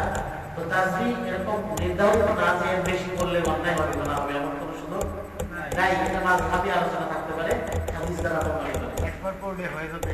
হ্যাঁ, একবার পড়লেও হয়ে যাবে, ফরজ অন্তত আদায় হয়ে যাবে। সুন্নাত অনুযায়ী 3 বার, 5 বার, 7 বার অথবা বেশিও করতে পারবে। আর নামাজের যে রকম সেই হিসেবে একবার পড়লে নামাজ হয়ে যাবে। আর কোনো প্রশ্ন? আমি একটু গুরুত্বপূর্ণ কথা বলছি। আচ্ছা বলেন। এটা হলো যে আমাদের বর্তমান যে আমরা যে ছুটি পেয়েছি, এই যে ক্রিসমাস ডে যেটা বলা হয়, এখানে যে বলতেছে যে এটা করতেছে এরা এই জন্য যে মারিয়ামের ঘরে আল্লাহর পুত্র ঈসা জন্ম নিয়েছিল। যদি আমরা এটাকে বলি Christmas day, happy Christmas day, এটা বললে কি অন্যায় হবে না গুনাহ হবে কিনা? কারণ ইহুদি খ্রিস্টানদের কোন মতবাদকে সাপোর্ট করার সুযোগ নাই, এটা আপনার এড়িয়ে যেতে হবে। তাদের সাথে বন্ধুত্ব রাখতে পারবেন দিনের খাতিরে, এতটুকু অন্তরঙ্গ নয়।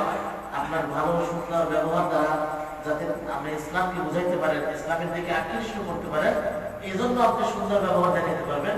কিন্তু অন্তরঙ্গ বন্ধুত্ব করা, যারা অন্তরঙ্গ বন্ধুত্ব করে তারাই দেখা যায় যে তাদের এই মানে এই আনন্দটাকে, উৎসবটাকে সেও খুব সুন্দর করে বলার চেষ্টা করে, যাতে তাকে একটু ভালোবাসে, তাই না? যে আমি একটু সুন্দর করে বুঝাইলে আমার মালিক কথা আমাকে একটু ভালোবাসবে। আপনি এটাকে এড়াই দেওয়ার চেষ্টা করেন, আপনি ভাবে বলেন না, তাহলে আপনি গুনাহগার হলেন। কেন গুনাহগার হলেন? যে তাদের ওই মতবাদটাকেও আপনি সাপোর্ট করলেন।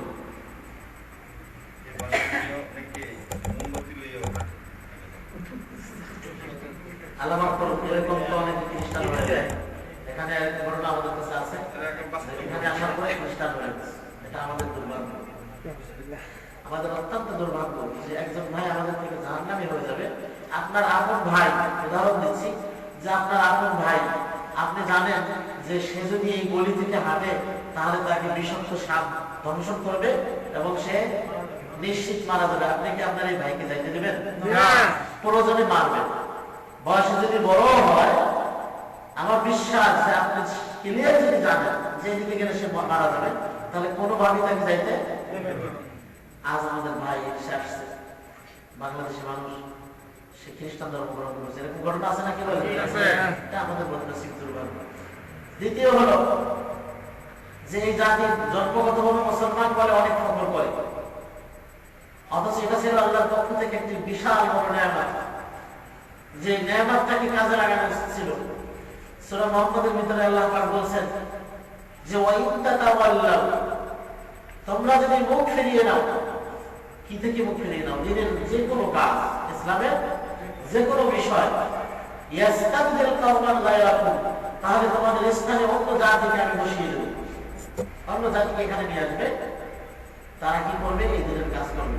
আজকে আপনি সুচক্ষে দেখেন যে ইউরোপিয়ান খ্রিস্টান ছিল, গায়িকা ছিল, সারা জীবন কত কি করছে, কিন্তু সে সব ছেড়ে দিয়ে ইসলাম গ্রহণ করছে।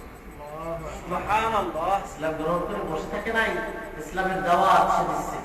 আর আপনি এখানে এসে তাদের এই কালচার, তাদের খবিসি কালচার আপনার কাছে ভালো লাগছে, আপনি এই খবিসি কালচার গুলি বাংলাদেশে নিয়ে যাচ্ছেন, ফুল নিয়ে যাচ্ছেন, বিভিন্ন ধরনের ভুল তাদের অভ্যাস, অন্যায় অভ্যাসটাকে আপনি দেশে নিয়ে ছড়াইতেছেন। আবার অনেকে তো বহুত রকম সাজে, অনেক যুবক পাওয়া যায় মাশাআল্লাহ, নাকের ভিতরে আবার কি লাগায়, আবার হাতে লাগায়। আল্লাহ নবী সাল্লাল্লাহু আলাইহি ওয়াসাল্লাম বলেছেন, মান তাশাব্বাহা বিকওমিন ফাহুয়া মিনহুম, বিধর্মী অন্য জাতিকে যদি অনুসরণ করে তাহলে সেই জাতির ভিতরে সে গণ্য হয়ে যায়। তা আপনি এদেশের যুবকদেরকে দেখছেন যে তারা নাক ফুটাইছে, কান ফুটাইছে, আপনিও ফুটাইলেন, আপনার মুসলমান থাকলেন। পৃথিবীতে কোন নবী রাসূলরা করছে? কোন আলেমকে দেখছেন যে কান ফুটাই একেবারে দেখছেন কাউকে? তা আপনি কেন করছেন? কেন করছেন এটা? অর্থাৎ আপনি জানেন না আসলে ওই ভাই ভালো, ওই ভাই নিশ্চিত ভালো, কিন্তু শয়তান তো আমাদের পিছনে আছে। ওর ঘরে যে শয়তান, এটা খুবই খারাপ।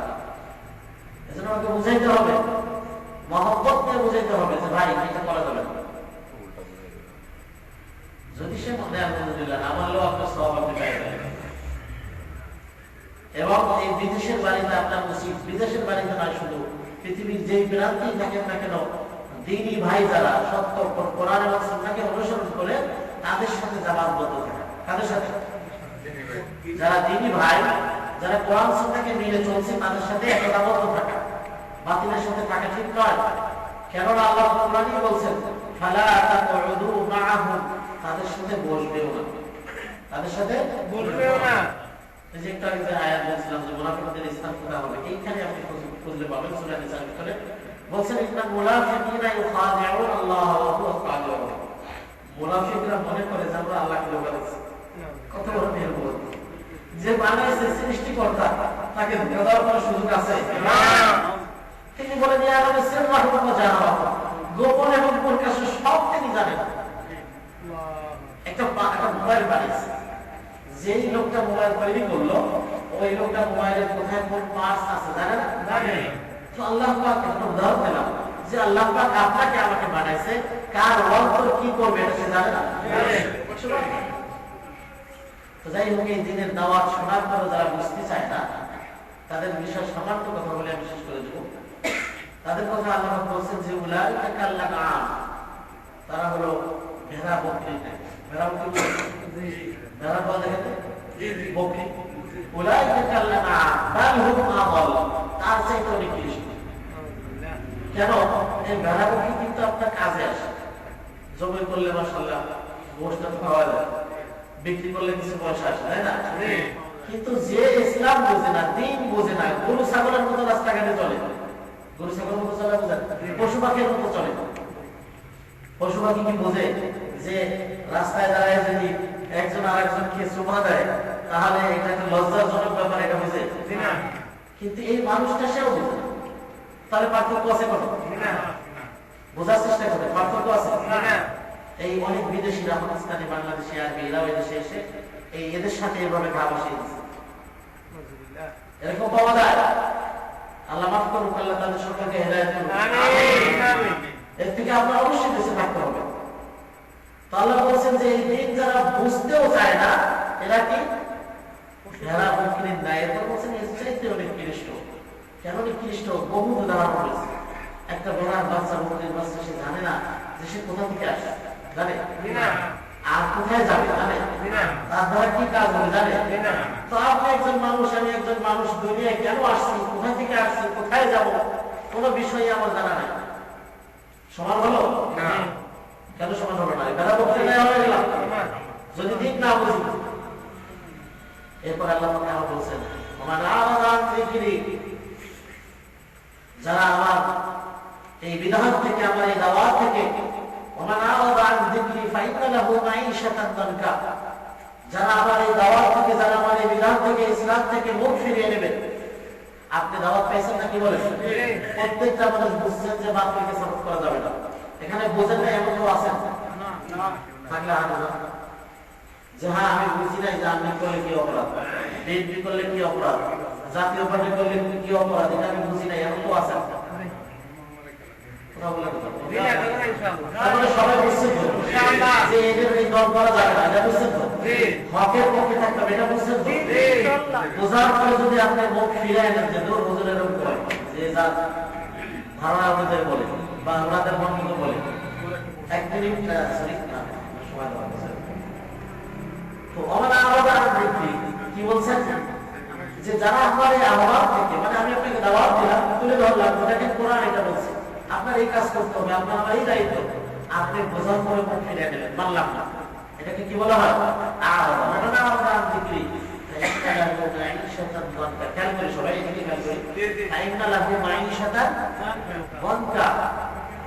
অর্থাৎ তাদের দুনিয়ার জীবন হবে সংকীর্ণ জীবন, হতাশার শেষ থাকবে না। হতাশা শেষই হয় না, বিপদ মুসিবত লাগিয়ে রয়েছে, একের পর এক লাগিয়ে রয়েছে, একের পর এক লাগিয়ে রয়েছে, মানে সুস্থতা নাই, একদিন আলটা মানসিক সন্তুষ্টিতা নাই।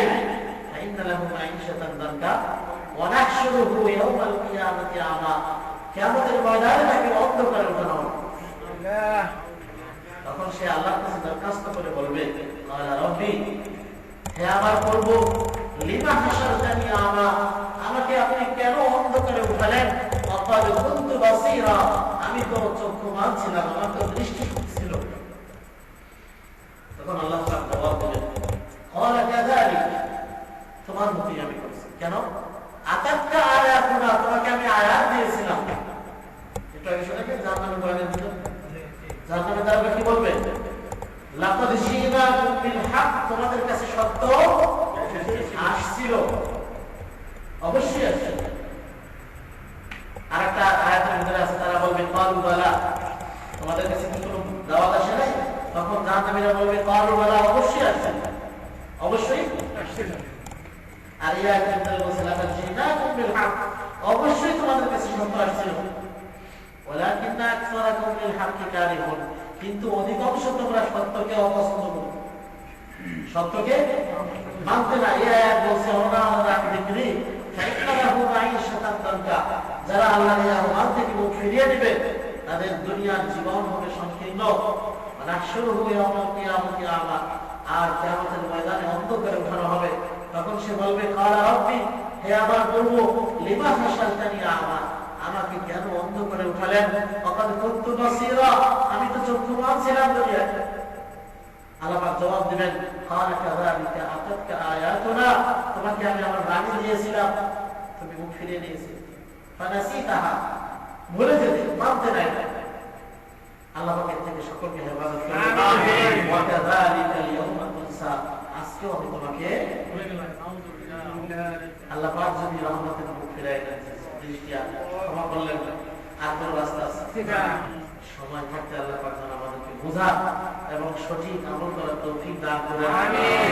জান্নাতি হতে পারি, আমরা যেন আল্লাহর সন্তুষ্ট অর্জন করতে পারি, আমাদের শেষ দুনিয়া থেকে যাওয়ার আগে যেন আমরা ইমানের সাথে যেতে পারি, আল্লাহ সেই তৌফিক আমাদের দান করেন। আমিন। বল, আমার একটা প্রশ্ন হলো যে মানুষের মুসলমান মারা যায়, কিন্তু মারা যাওয়ার পরে একটা খরচ করে, এটা কি জায়েজ আছে?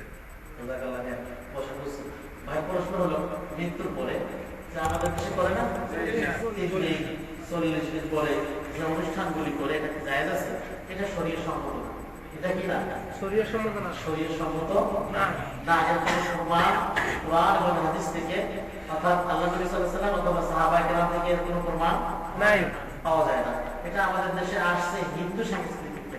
কি থেকে আসছে? আমাদের দেশে অনেক আমল আছে হিন্দুদের থেকে আসছে, তার ভিতরে এটাও একটা। আপনি সেটাকে গরিব গুড়া যারা আছে তাদেরকে দান করে দিতে পারেন, অথবা কোনো মাদ্রাসা মসজিদে, মাদ্রাসায় যারা এতিম তাদেরকে দান করে দিতে পারেন, অথবা তাদের নামে কোনো সদকায়ে জারিয়া দান কোনো ভালো কাজ করে দিতে পারেন।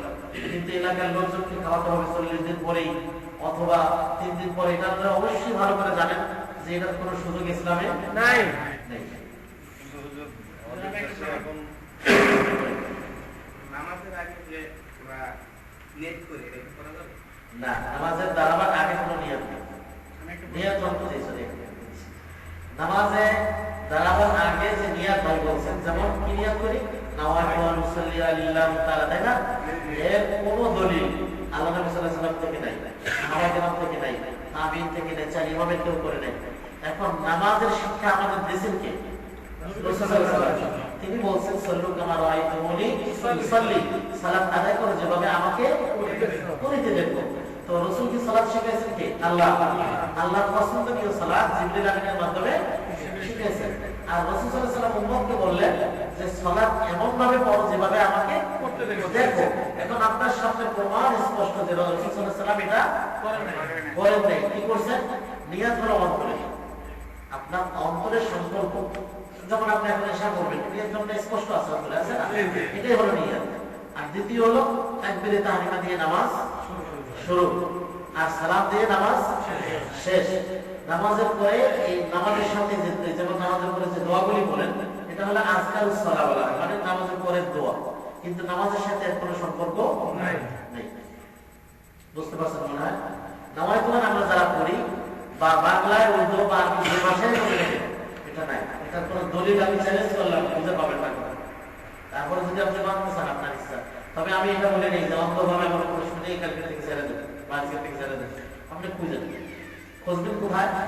সালাতুর রাসূল একটা বই আছে, সালাতুর রাসূল, এই মর্মে 8-10টা বই বাইর হয়েছে। লেখক দেখে নেবেন যাতে আপনি ধোকায় না পান। কেমন? অনেক লেখকরা আছে বাংলাদেশে ধোকা দিচ্ছে, যেমন গোলাম আহমদ কাদিয়ানী, যেটা একবার বলতে গিয়ে ভুলে গেছি, যে 50,000 মতো বই লেখছে, এটা তার শিকার ইসলামের বিরুদ্ধে লেখছে। কার বিরুদ্ধে? জিহাদের বিরুদ্ধে। এই ভারতবর্ষে এই 50,000-এর উপরে সে লেখছে।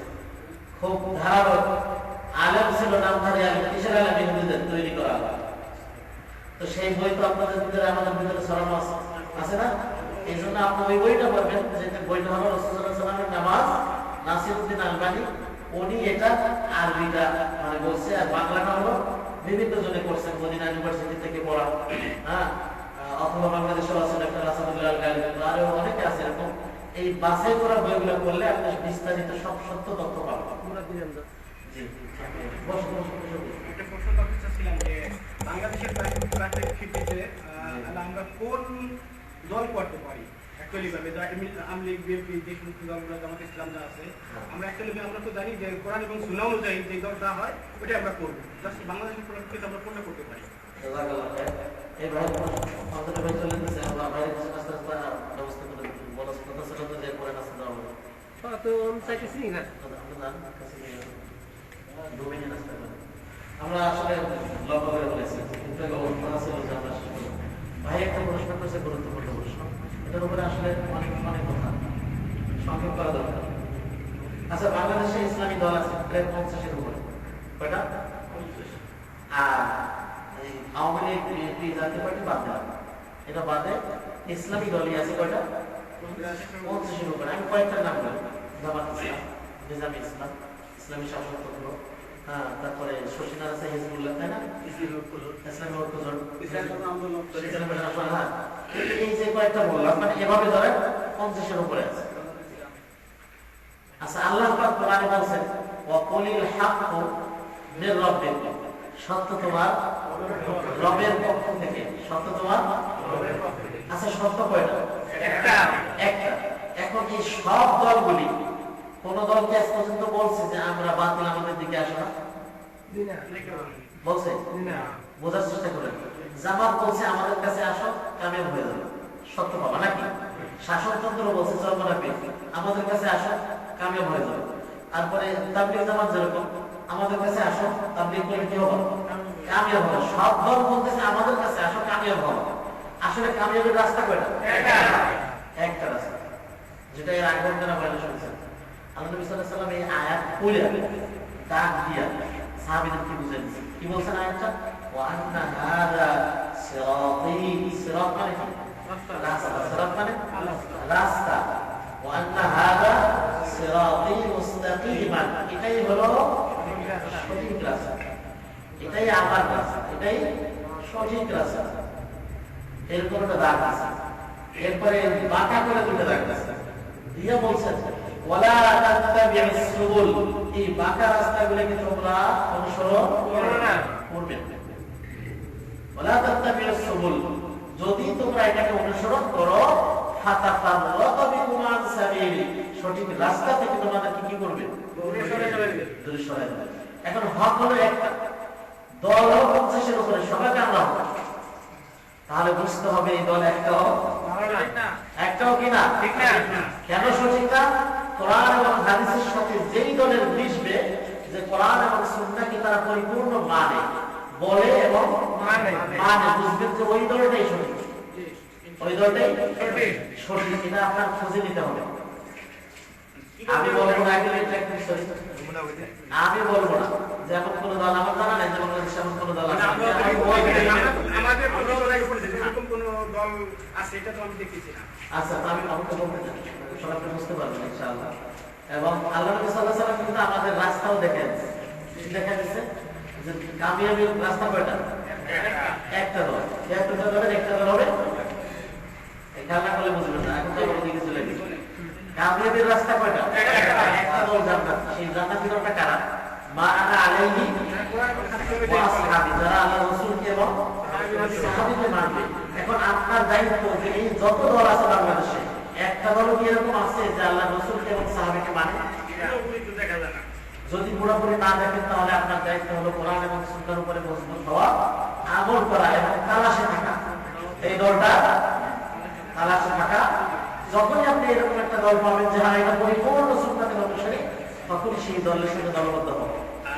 সেই দলের সাথে শেষ করি দলের সাথে দলবদ্ধ হবে আমি তো নিশ্চিত খুঁজলে কোথায় খুঁজলে পাবেন যখন বাংলাদেশ থেকে খুঁজা জিনিস বাদ করে ফেলেছে হাইটে এসে বড় পাহাড় জানের প্রতি মানে বাঁচবে কিনা কোনো গ্যারান্টি নাই খুঁজা যাওয়া এত কষ্ট করে এসে জিনিস বাইর করা গেছে এর সাথে সামান্য একটু যদি কষ্ট করি তাহলে হক হক নিশ্চিত পাবো আমি একটা পদ্ধতি বলে দিতে পারি যে শেষ রাত্রে উঠে দুই রাকাত নামাজ পড়বো ওইটা সেজদার ভিতরে গিয়ে বাংলায় বলবেন যে আল্লাহ আমাকে সঠিক দলটা থেকে দেখো আপনার চাওয়াটা সত্য হতে হবে চাওয়াটা সত্য হবে চোখের পানি যদি সত্য চান তাহলে আপনার চোখে পানি আসবে সত্য যখন আপনার চান যখন এই দেশে আসছেন ওতে যখন বিপদে পড়ছেন তখন কাঁদছেন না কেন কাঁদছেন জানের ভয় তো আপনি চান না যে আপনার জানটা আগে আজাব থেকে নাজাত পান যদি চান তাহলে আপনি দায়িত্ব সেই দায়িত্বে কাঁদবেন একদিন নয় যতদিন সম্ভব আল্লাহ আমাকে সঠিক রাস্তা দেখাবেন আর প্রতিনিয়ত আপনি নামাজে বলছেন ইহদিনাস সিরাতাল মুস্তাকিম আল্লাহ আমাকে সঠিক রাস্তা দেখাও সঠিক সরল রাস্তা দেখাও যখনই আপনি কোরআন এবং সহিহ হাদিসকে মানার অভ্যাস করবেন তাওহীদকে বুঝবেন ইনশাআল্লাহ আল্লাহ পাক আপনাকে সঠিক রাস্তা দেখাবেন আর আমাদের এখানে আসবেন যেহেতু আওয়ামভাবে সব বয়ান করা সব কথা বলা সম্ভব না কারণ কার মনে কি আছে তো জানে কি বলে জানে অনেকেই তো মাশাআল্লাহ যখন মসজিদে যায় পিছনে গিয়ে বলে বিভিন্ন ধরনের কথা বলে না এখন আমি যদি আপনাকে বলে দিই যে হ্যাঁ অমুক রাস্তাটা সহজ একেবারে সহজ তো অনেকে আবার বলবে যে না এটা তো গালি দিয়ে বলি জঙ্গির রাস্তা আপনি বলে বলে তোমাদের জঙ্গির রাস্তা কিন্তু মনে রাখবেন ইজ্জতের মৌত একটাই রাস্তা কোনটা শহীদ হওয়া এবং সেই শহীদ কি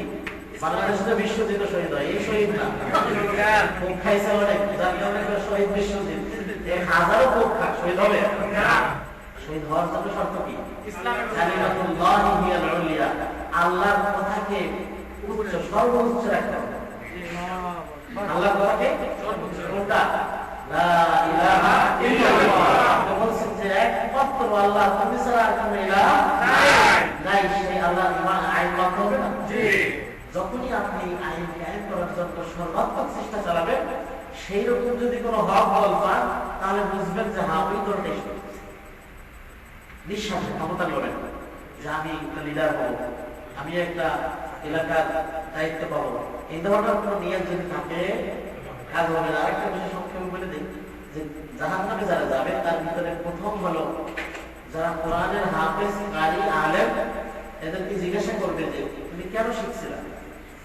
এটা যে অর্জন করছো কেন করছো? তখন বলবে যে তোমার খুশি অর্জন করার জন্য। তখন আল্লাহ পাক বলবেন মিথ্যা বলছো, তুমি এই জন্য করছিলে যে লোকে তোমাকে ভালো হাফেজ বলবে, ভালো বলতেওয়ালা বলবে, অন্য সেটা বলছে।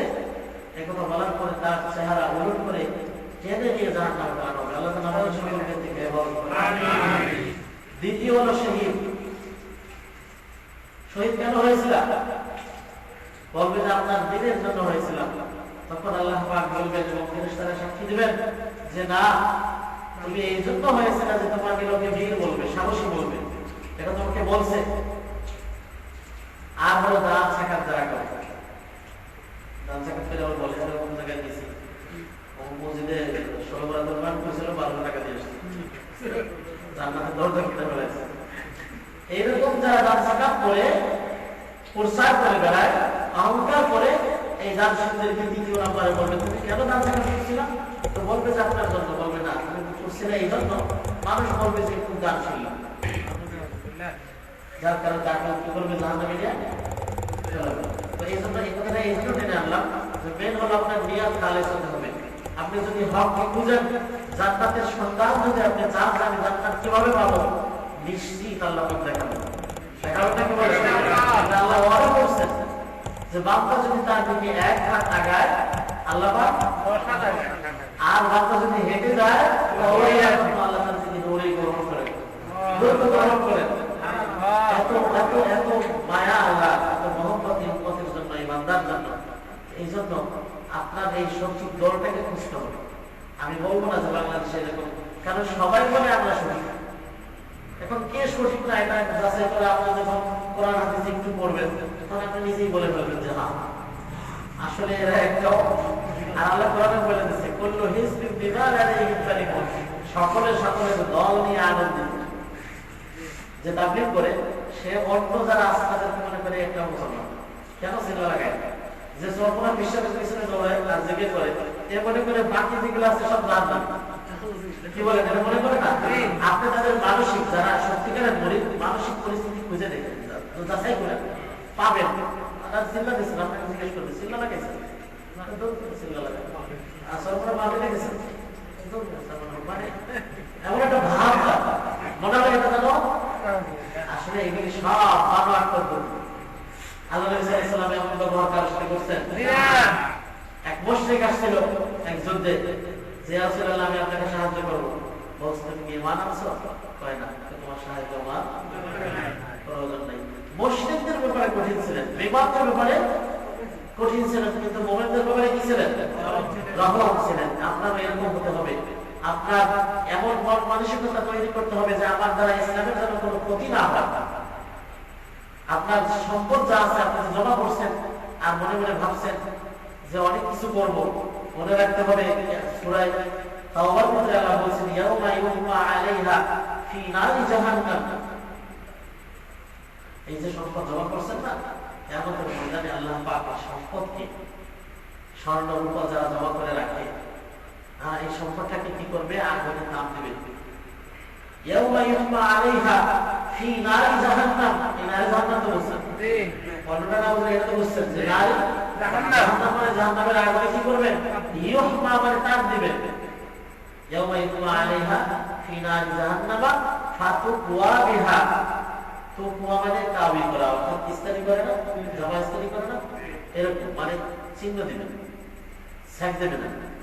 গরম করে কি করবেন? শরীরের বিভিন্ন জায়গায় সেক দেবেন।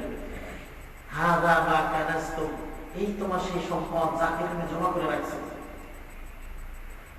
আজকে যদি ইসলামের জন্য আমরা এই প্রয়োজন লোক বাংলাদেশে পদক্ষেপ নেই যে আমার এলাকায় যারা কোরআন অর্থ সহকারে করে না, করতে পারে নাই, কিনতে পারে না, আমি পদক্ষেপ নেব, তাদেরকে দেব। এক একজনের 10 কপি কোরআন দেওয়া কোনো ব্যাপার কথা তো বললেন? 10 ইউরো, ধরেন এক কপি কোরআনে 5 ইউরো খরচ হবে। 10 ইউরো মানে 100, অর্থাৎ 10 কপি দেওয়ার মতো ক্ষমতা নাই, এরকম একজন আছে? যদি পদক্ষেপ নেন যে আমি আমার এলাকায় মসজিদে কোরআনের তালিম চালু করে দেবো, যে কোরআন থেকে তালিম করবো, কোরআন তো বের করে দিচ্ছেন বললেই চলবে। এই পরিচালিত তাবলীগ জামাত তারা নিজেদের অজান্তে কোরআনকে বের করে দিচ্ছে। কিভাবে বের করছে দেখেন, হাজারে আমল ঢুকে দিচ্ছে। আসার তালিম হোক, কিছু তালিম হাজারে আমলের তালিম।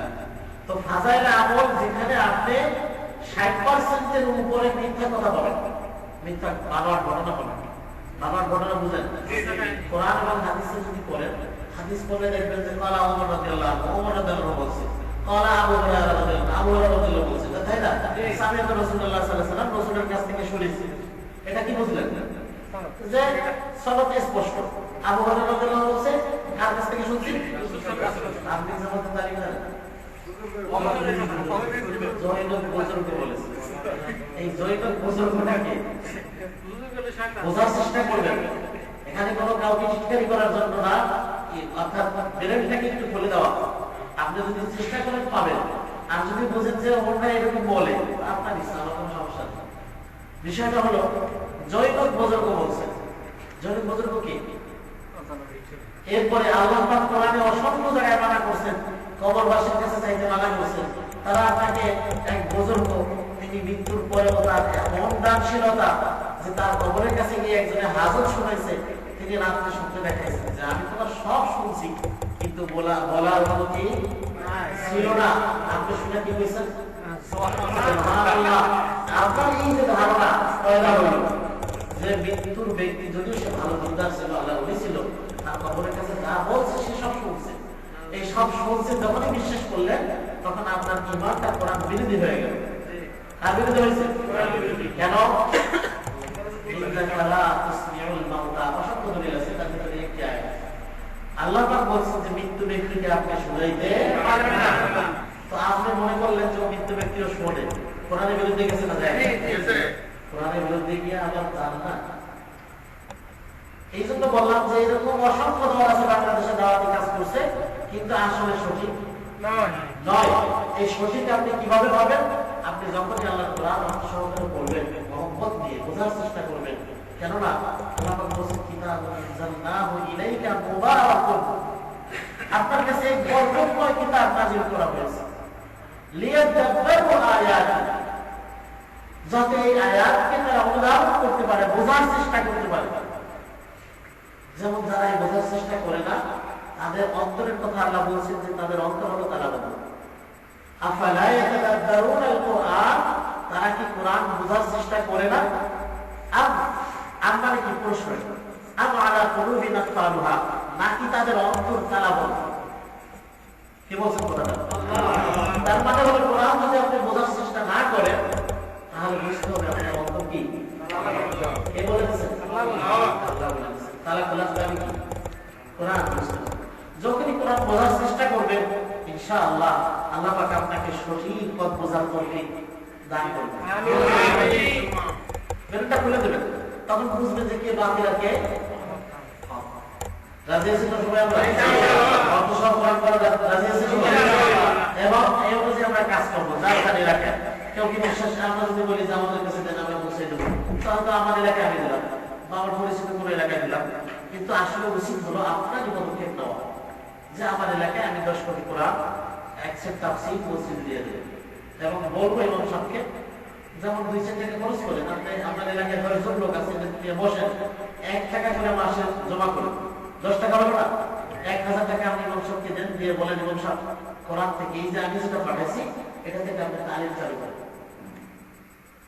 তাহলে কি লাভ হবে? ওই ইমাম সাহেব যদি প্রতি সপ্তাহে তালিম করে, ইনশাআল্লাহ একদিন আপনি দেখবেন যে বহু লোক নামাজি হয়ে গেছে, দিনদার হয়ে গেছে। সব পাবেন না? রাজি আছেন? ইনশাআল্লাহ। আর আমাদের এখানে আমরাও প্রচেষ্টা চালাই, তবে আসলে আমাদের প্রচেষ্টা অনেক সারা দেয় না। আমি এখানে প্রায় 1 বছর যাবত চেষ্টা করছি যে আমাদের মানে আমাদের এলাকা থেকে কাছে যেখানে বাচ্চা মেয়েদের পড়ানো, তো যিনি পড়ান উনি ওনার বারান্দায় কোনো রকম পড়ান যেখানে বৃষ্টি আসলে বসা সম্ভব হয় না। তো ওইখানের জন্য আমি একবার বলছিলাম, যেহেতু ওই শিক্ষক বলছিলেন যে একটা কোনো রকম টিনের ঘর করে দেওয়ার জন্য, তো 117 উঠছিল। কত? 117। 147 একটা ঘর করা সম্ভব না। এরপর আর অনেক ভাই অনেক রকম বলছিল, কিন্তু আসলে কোনোটাই হয় নাই। তো ওখান থেকে অন্তত পক্ষে তাদের পানি পান করার ব্যবস্থা নাই বিদায় প্রায় একটা টিউবওয়েল বসিয়ে দেওয়া হয়েছে, আর বাকি টাকা জমা আছে, বাকি টাকা জমা আছে। এখন অনেকেই দিতে চায় না।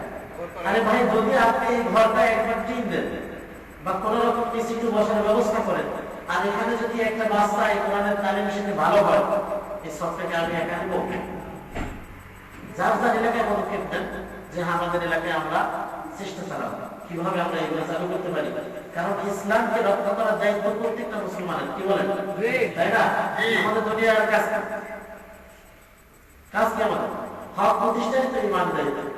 যদি আপনার কারণে বাংলাদেশে ইসলামী হুকুমত কায়েম হয় আর আপনার জীবন চলে যায় এই চেষ্টা করতে গিয়ে, যত লোক এই ইসলামী হুকুমত মাইনা চলবে, যত আমলে সলেহা করবে, সব সওয়াবের এক ভাগ আপনি দেখেন নাই? অনেক মুজাহিদরা আত্মঘাতী হামলা চালায়, আসলে বলা দরকার। আচ্ছা, আমার মনে হয় যেহেতু অনেকবার বলছি যে শেষ করে দেবো, এই বিষয়টা আসলে জানা দরকার, এই জন্য একটু বলে শেষ করে দিচ্ছি যে আত্মঘাতী হামলা কি শরীরে জায়েজ আছে কিনা বোঝা দরকার না? গাড়ি ভরা ভোট নিয়া এরপর আফগানিস্তান আপনারা দেখছেন যে বাস করতেছে, ওই লোকটা জীবনটা তো চলে গেল, তাই না? এই লোকটা কি চিন্তা করে গেছে? যদি তার নিয়তটা মজবুত হয় তাহলে সে নিশ্চিত তার প্রতিদান পাবে। কিভাবে পাবে? যে ওই একটা লোকের কারণে দেখা গেছে যে একটা বলতেছি, আফগানিস্তানে সিআই যে আমেরিকান সংস্থা, এর উচ্চ পর্যায়ের 7 জন কমান্ডার, আর ওই লোকটাকে নিয়ে গেছিল জর্দান থেকে। আমরা পেপারে পড়েছি, আমরা বলতে না যে ওখানে কোনো যোগাযোগ আছে, পেপারে পাইছি। তো ওনাকে নিয়ে গেছিল আমেরিকার পক্ষে গোয়েন্দাগিরি করার জন্য। তো উনি এক পর্যায়ে যখন নামাজি লোক, ওখানে গিয়ে আরো মজবুত হয়ে গেল নামাজ পড়তে, আর তালেবানদের সাথে যোগাযোগ ছিল, আবার ওদিকে আমেরিকান ফৌজের সাথে যোগাযোগ ছিল।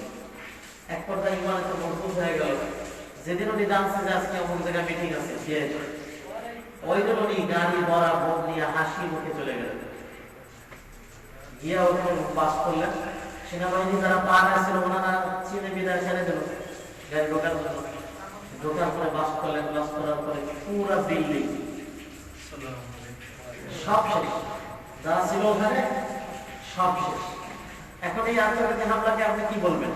আর সাহাবুল উখদুদের একটি ঘটনা আছে সহিহ হাদিসে, যে একজন যুবক, এই যুবক তিনি ইসলামের দাওয়াত দেওয়ার জন্য নিজের জীবনকে উৎসর্গ করে দিয়েছিলেন। এই ঘটনা থেকে ওলামায়ে কেরাম বলছেন যে যদি দিন কায়েমের জন্য আত্মঘাতী হামলা চালায়, তবে সেটা আপনার জাত আর ইচ্ছা মতো হবে না, এটা বুঝে রাখতে হবে। যে আমার মনে চাইছে আমি না পাঠাই দিলাম, এটা ধান নয়। সংঘবদ্ধ, শেষ করি, সংঘবদ্ধ আলেমের নেতৃত্বে অথবা সরকারের নেতৃত্বে জেহাদি হতে হবে। কি বলতে বলতে তো আসহাবুল উখদুদের ওই যুবকের ঘটনা হলো, উনি ওনাকে মারার জন্য জালিম বাদশা, যেই জালিম বাদশা নিজেকে রব দাবি করছে, যেমন ফেরাউন দাবি করছিল, আল্লাহ পাক কোরআনে বলছেন যে ফেরাউন বলছিল আনা রাব্বুকুম ওয়া আলা, আলহামদুলিল্লাহ, তিনি বলছিলেন যে আমি সবচেয়ে বড়। তো এই কথা বলার কারণে আল্লাহ পাক ফেরাউনকে কি করছে? ধ্বংস করছে। তো ওই যুগে যে বাদশা ছিল সে রব দাবি করছে। এখন রব দাবি করার কারণে এই একটা যুবক প্রথম সেই একা তাকে অমান্য করছে। অমান্য করার পর অনেক অলৌকিক কাহিনী তার ঘটছে। তো ঘটার পরে শেষ পর্যন্ত তাকে নিয়ে হত্যা করার জন্য পাহাড়ে পাঠাচ্ছে। কিছু সৈন্য সামর্থ্য দিচ্ছে, বাইন্দা নিয়ে গেছে পাহাড়ে, মানে এই উপরে উঠে পাহাড়ের উপর থেকে ফেলে দিচ্ছে। তো যখন পাহাড়ের উপরে নিয়ে গেছে, এমন ঝড় বা বাতাস আসছে যে সৈনিকরা করে মারা গেছে, যুবক চলে আসছে। এটা দেখার পরে বাদশা আরো ক্ষিপ্ত হয়েছে, প্রচন্ড ক্ষিপ্ত হয়েছে। বাদশার মাথায় চাপছে এটা যে কিভাবে হত্যা করা যায়, অন্য কেউ দেখুক না দেখুক, অন্য কোনো সমস্যা হোক আর না হোক। যেমন বাংলাদেশে দেখেন না, আলেম ওলামাদের শাস্তি দিতেই আছে, ফাঁসি। যে কিন্তু কে কি বললো, আমার সাপোর্ট ডুবে যাচ্ছে কিনা, আমার গাড়ি যায় কিনা, এদিকে তার বলছে তার নেশা ওইটা, মানে বাদশার নেশা ঢুকছে যে এই যুবককে হত্যা করতেই হবে। দ্বিতীয়বার তাকে পাঠিয়েছে জাহাজের ভিতরে দিয়া, সাগরে নিয়ে একে গভীর সাগরে ছেড়ে যাবে। গভীর সাগরে যখন তাকে নিয়ে যায় বাইরে, অনেক দূর যাওয়ার পরে এমন ঝড় হয়েছে, ঝড় হইয়া সৈন্য সামর্থ্য যারা ছিল সব শেষ। যুবককে আল্লাহ পাক ঢেউ সাহায্য যেভাবে হোক সে বেঁচে গেছে, উঠে চলে গেছে। মানুষ তাকায় গেছে, যায় না, আশ্চর্য হয়ে গেছে। বাদশা আরো ঠিক করেছে, মারাত্মক বিষয়। এরপরে বাদশা ধরে না জল্লাদকে হুকুম করছে যে আমার সামনে তাকে হত্যা করা। জল্লাদ যখন তাকে আঘাত করে তখন সে আঘাত তার গায়ে লাগে, খুব দেয় এক জায়গায়, খুব দেয় পড়ে, বুঝেন নাই? আল্লাহ বাসালে কোনো ব্যাপার। এরপরে জল্লাদ এখন আর হাতই লাগাতে পারে, তলোয়ার জাগাবার চেষ্টা করছে, হাত পড়তেছে না। কে করছে? বাদশা আরো ঠিক করেছে, মারাত্মক বিষয়। মানে তার তো খোদাই যে সে যে রব দাবি করছে এটা তো স্পষ্ট ভাবে নষ্ট হয়ে যেতেছে না যে তোমার এত শক্তি নাই। তখন এই যুবক বলছে যে আমাকে যদি হত্যা করতে চাও তাহলে একটা সহজ পদ্ধতি আছে। সেটা কি? এই এলাকার বা এই দেশের সব জনগণকে এক জায়গায় করো, করার পরে একটা স্টেজ বানাবো, ওই স্টেজের উপরে উঠে আমাকে বলবা যে আমি এই যুবকের প্রতিপালকের নামে তাকে হত্যা করলাম, বিসমি আলা রব্বি হাযাল গোলাম, বিসমি আলা রব্বি হাযাল গোলাম। আমি বিভাগ করে এইভাবে যে এই যুবকের রবের নামে তাকে হত্যা করলাম। এই কথা যখন তুমি বলে তীর চালাবে তখন আমি মারা যাবো। যুবক বলে দিচ্ছে, বলে দেখো দেওয়ার পরে এখন পরে যে কি হবে এটা কিন্তু আর বাদশা মাথায় আছে। বাদশা তো ওই চিন্তাই করে না, তার বেড়ে বেড়ে মারতে হবে, সাথে সামনে ফাঁসি দিলে কি হবে চিন্তা করে তো। আরে ফাঁসি করা লাগে দেও, ফাঁসি খাল জোগাড় করো, কিন্তু পরিস্থিতি কি হবে এই চিন্তা, কারণ বেড়ে রেখে ঢুকছে, ওকে মারতেই হবে। উদাহরণ দিলাম, যা আলেমকে সারা পৃথিবী ব্যাপী এভাবে করা হচ্ছে, কিন্তু আমার অনেক গাড়ি প্রচার মাধ্যম এত খারাপ, প্রচার মাধ্যম সব প্রচার মাধ্যম ইসলামের বিরুদ্ধে দাঁড়িয়েছে, একটাও ভাবে না ইসলামের পক্ষে আছে। আর তাদের কথা অনুযায়ী আমার মানুষ তাদেরকে গাড়ি দেয়। যাই হোক, তো শেষ পর্যন্ত এই যুবক যখন বলে দিচ্ছে, সব মানুষ জড়ো করে স্টেজে উঠে বাদশার ধোকাবাজ প্রথমে তীর চালাইছে, ওই কথা বলেনি। যে শর্ত ছিল যে তুমি জোরে বলবা এই যুবকের রবের নামে আমি তাকে হত্যা করলাম, এই কথা সে বলে নেই। না বলার কারণে তীর লাগে না, তীর এখন এই যুবককে ধমক দিতেছে, হ্যাঁ তুমি মিথ্যা কথা বলছো তুমি আমার সাথে। তখন যুবক উল্টা করা ধমক দিচ্ছে যে তুমি ধোকাবাজি করছো, তোমার সাথে এই জিনিস ছিল না। ওই যুবকের চিন্তাধারা হলো যে আমার জান যদি চলে যায়, কিন্তু যখন সে বলবে যে আমি এই যুবকের প্রতিপালকের নামে তাকে হত্যা করলাম, তখন এই আওয়াজ যারা উপস্থিত আছে তারা জানবে যে এই বাদশা যে রব দাবি করছে এটা হলো ভণ্ড। এটা কি রব আগ্রহ আছে। ওই জন্য বললো যে যুবকের রবের নামে আমি তোমাকে হত্যা করলাম, তার মানে এই যুবকের রব দাবি করলো কেউ। কথা বুঝতে না বুঝে এই কথাটা প্রচার করার জন্য সে তার জীবন দিয়ে দিতে তৈরি হয়ে গেল যে আমার জীবন চলে যাক, কিন্তু এই জাতির কাছে এই দাওয়াতটা পৌঁছে যাবে।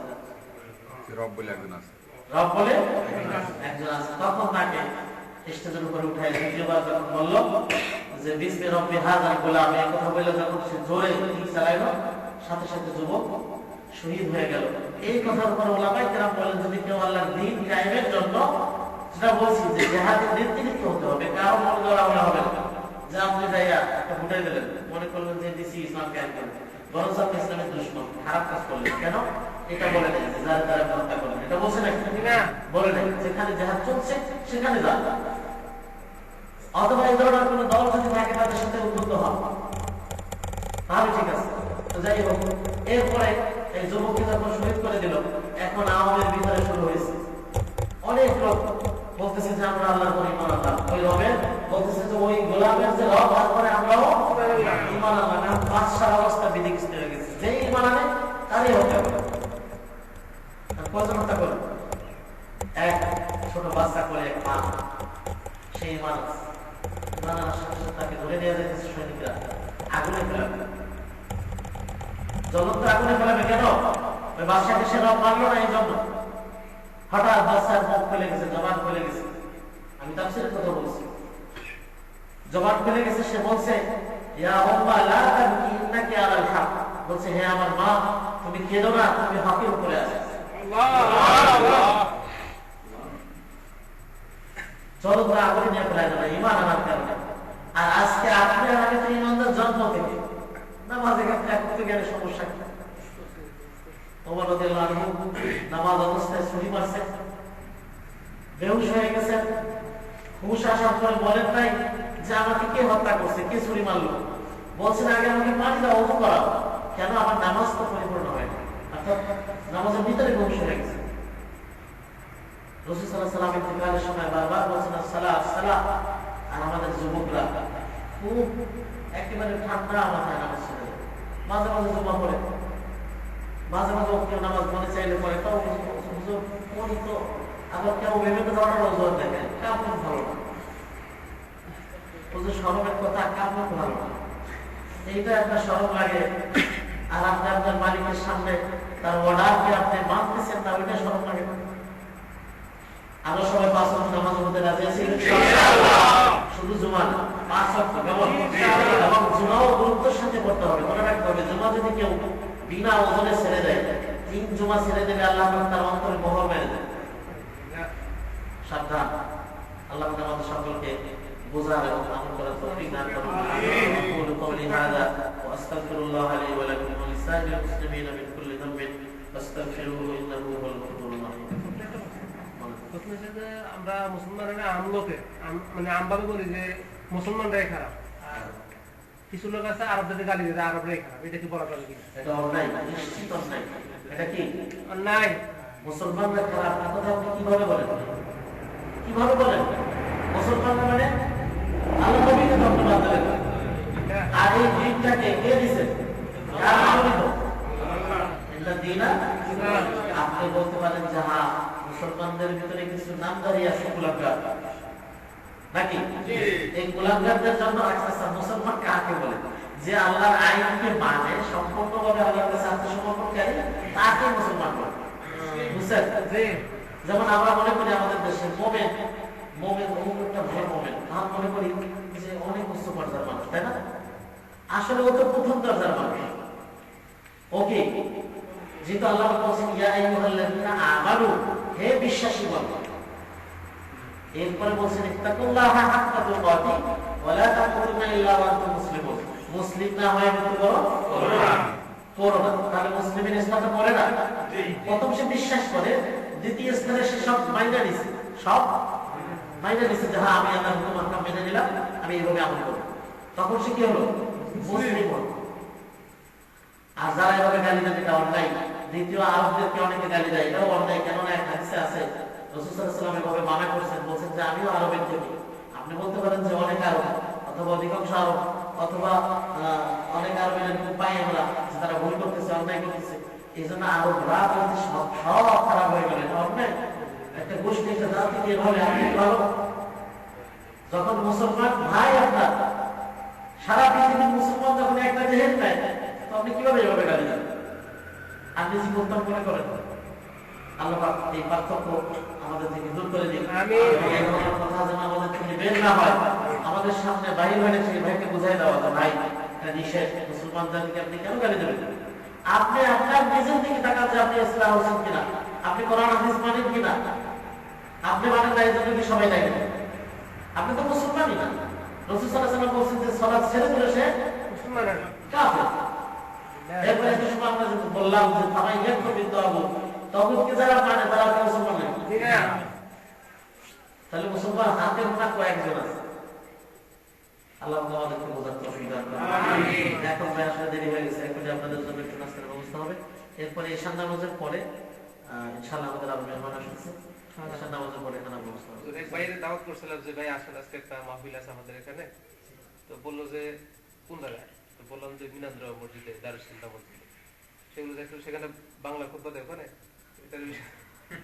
আচ্ছা এই বিষয়ে ইনশাআল্লাহ ভাই যে প্রশ্ন করছে বাংলায় খুতবার বিষয়, এটা আমরা নামাজের পরে আলোচনা করব ইনশাআল্লাহ। কারণ এরকম আসলে প্রশ্ন আসতেই থাকে, সবসময় আসতেই থাকে।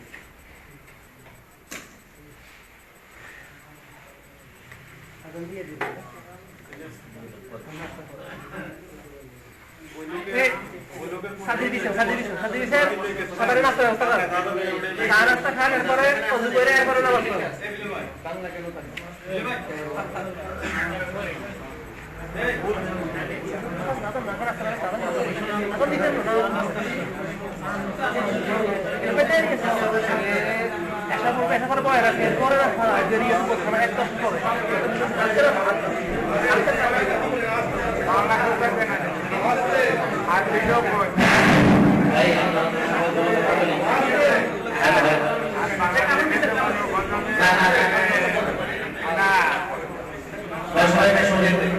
আমি বলছিলাম আসলে নাস্তার কথা, কিন্তু কিছু ভাই বললো যে খানা অনেক বেশি ব্যবস্থা করা হয়েছে, তো আপনাদের এখন নাস্তা দিলে হয়তো বা 10 মিনিট পরে তো আমরা নামাজ পড়বো, 15 মিনিট পরে, তাহলে আপনাদের খানার সমস্যা হবে, তাই না?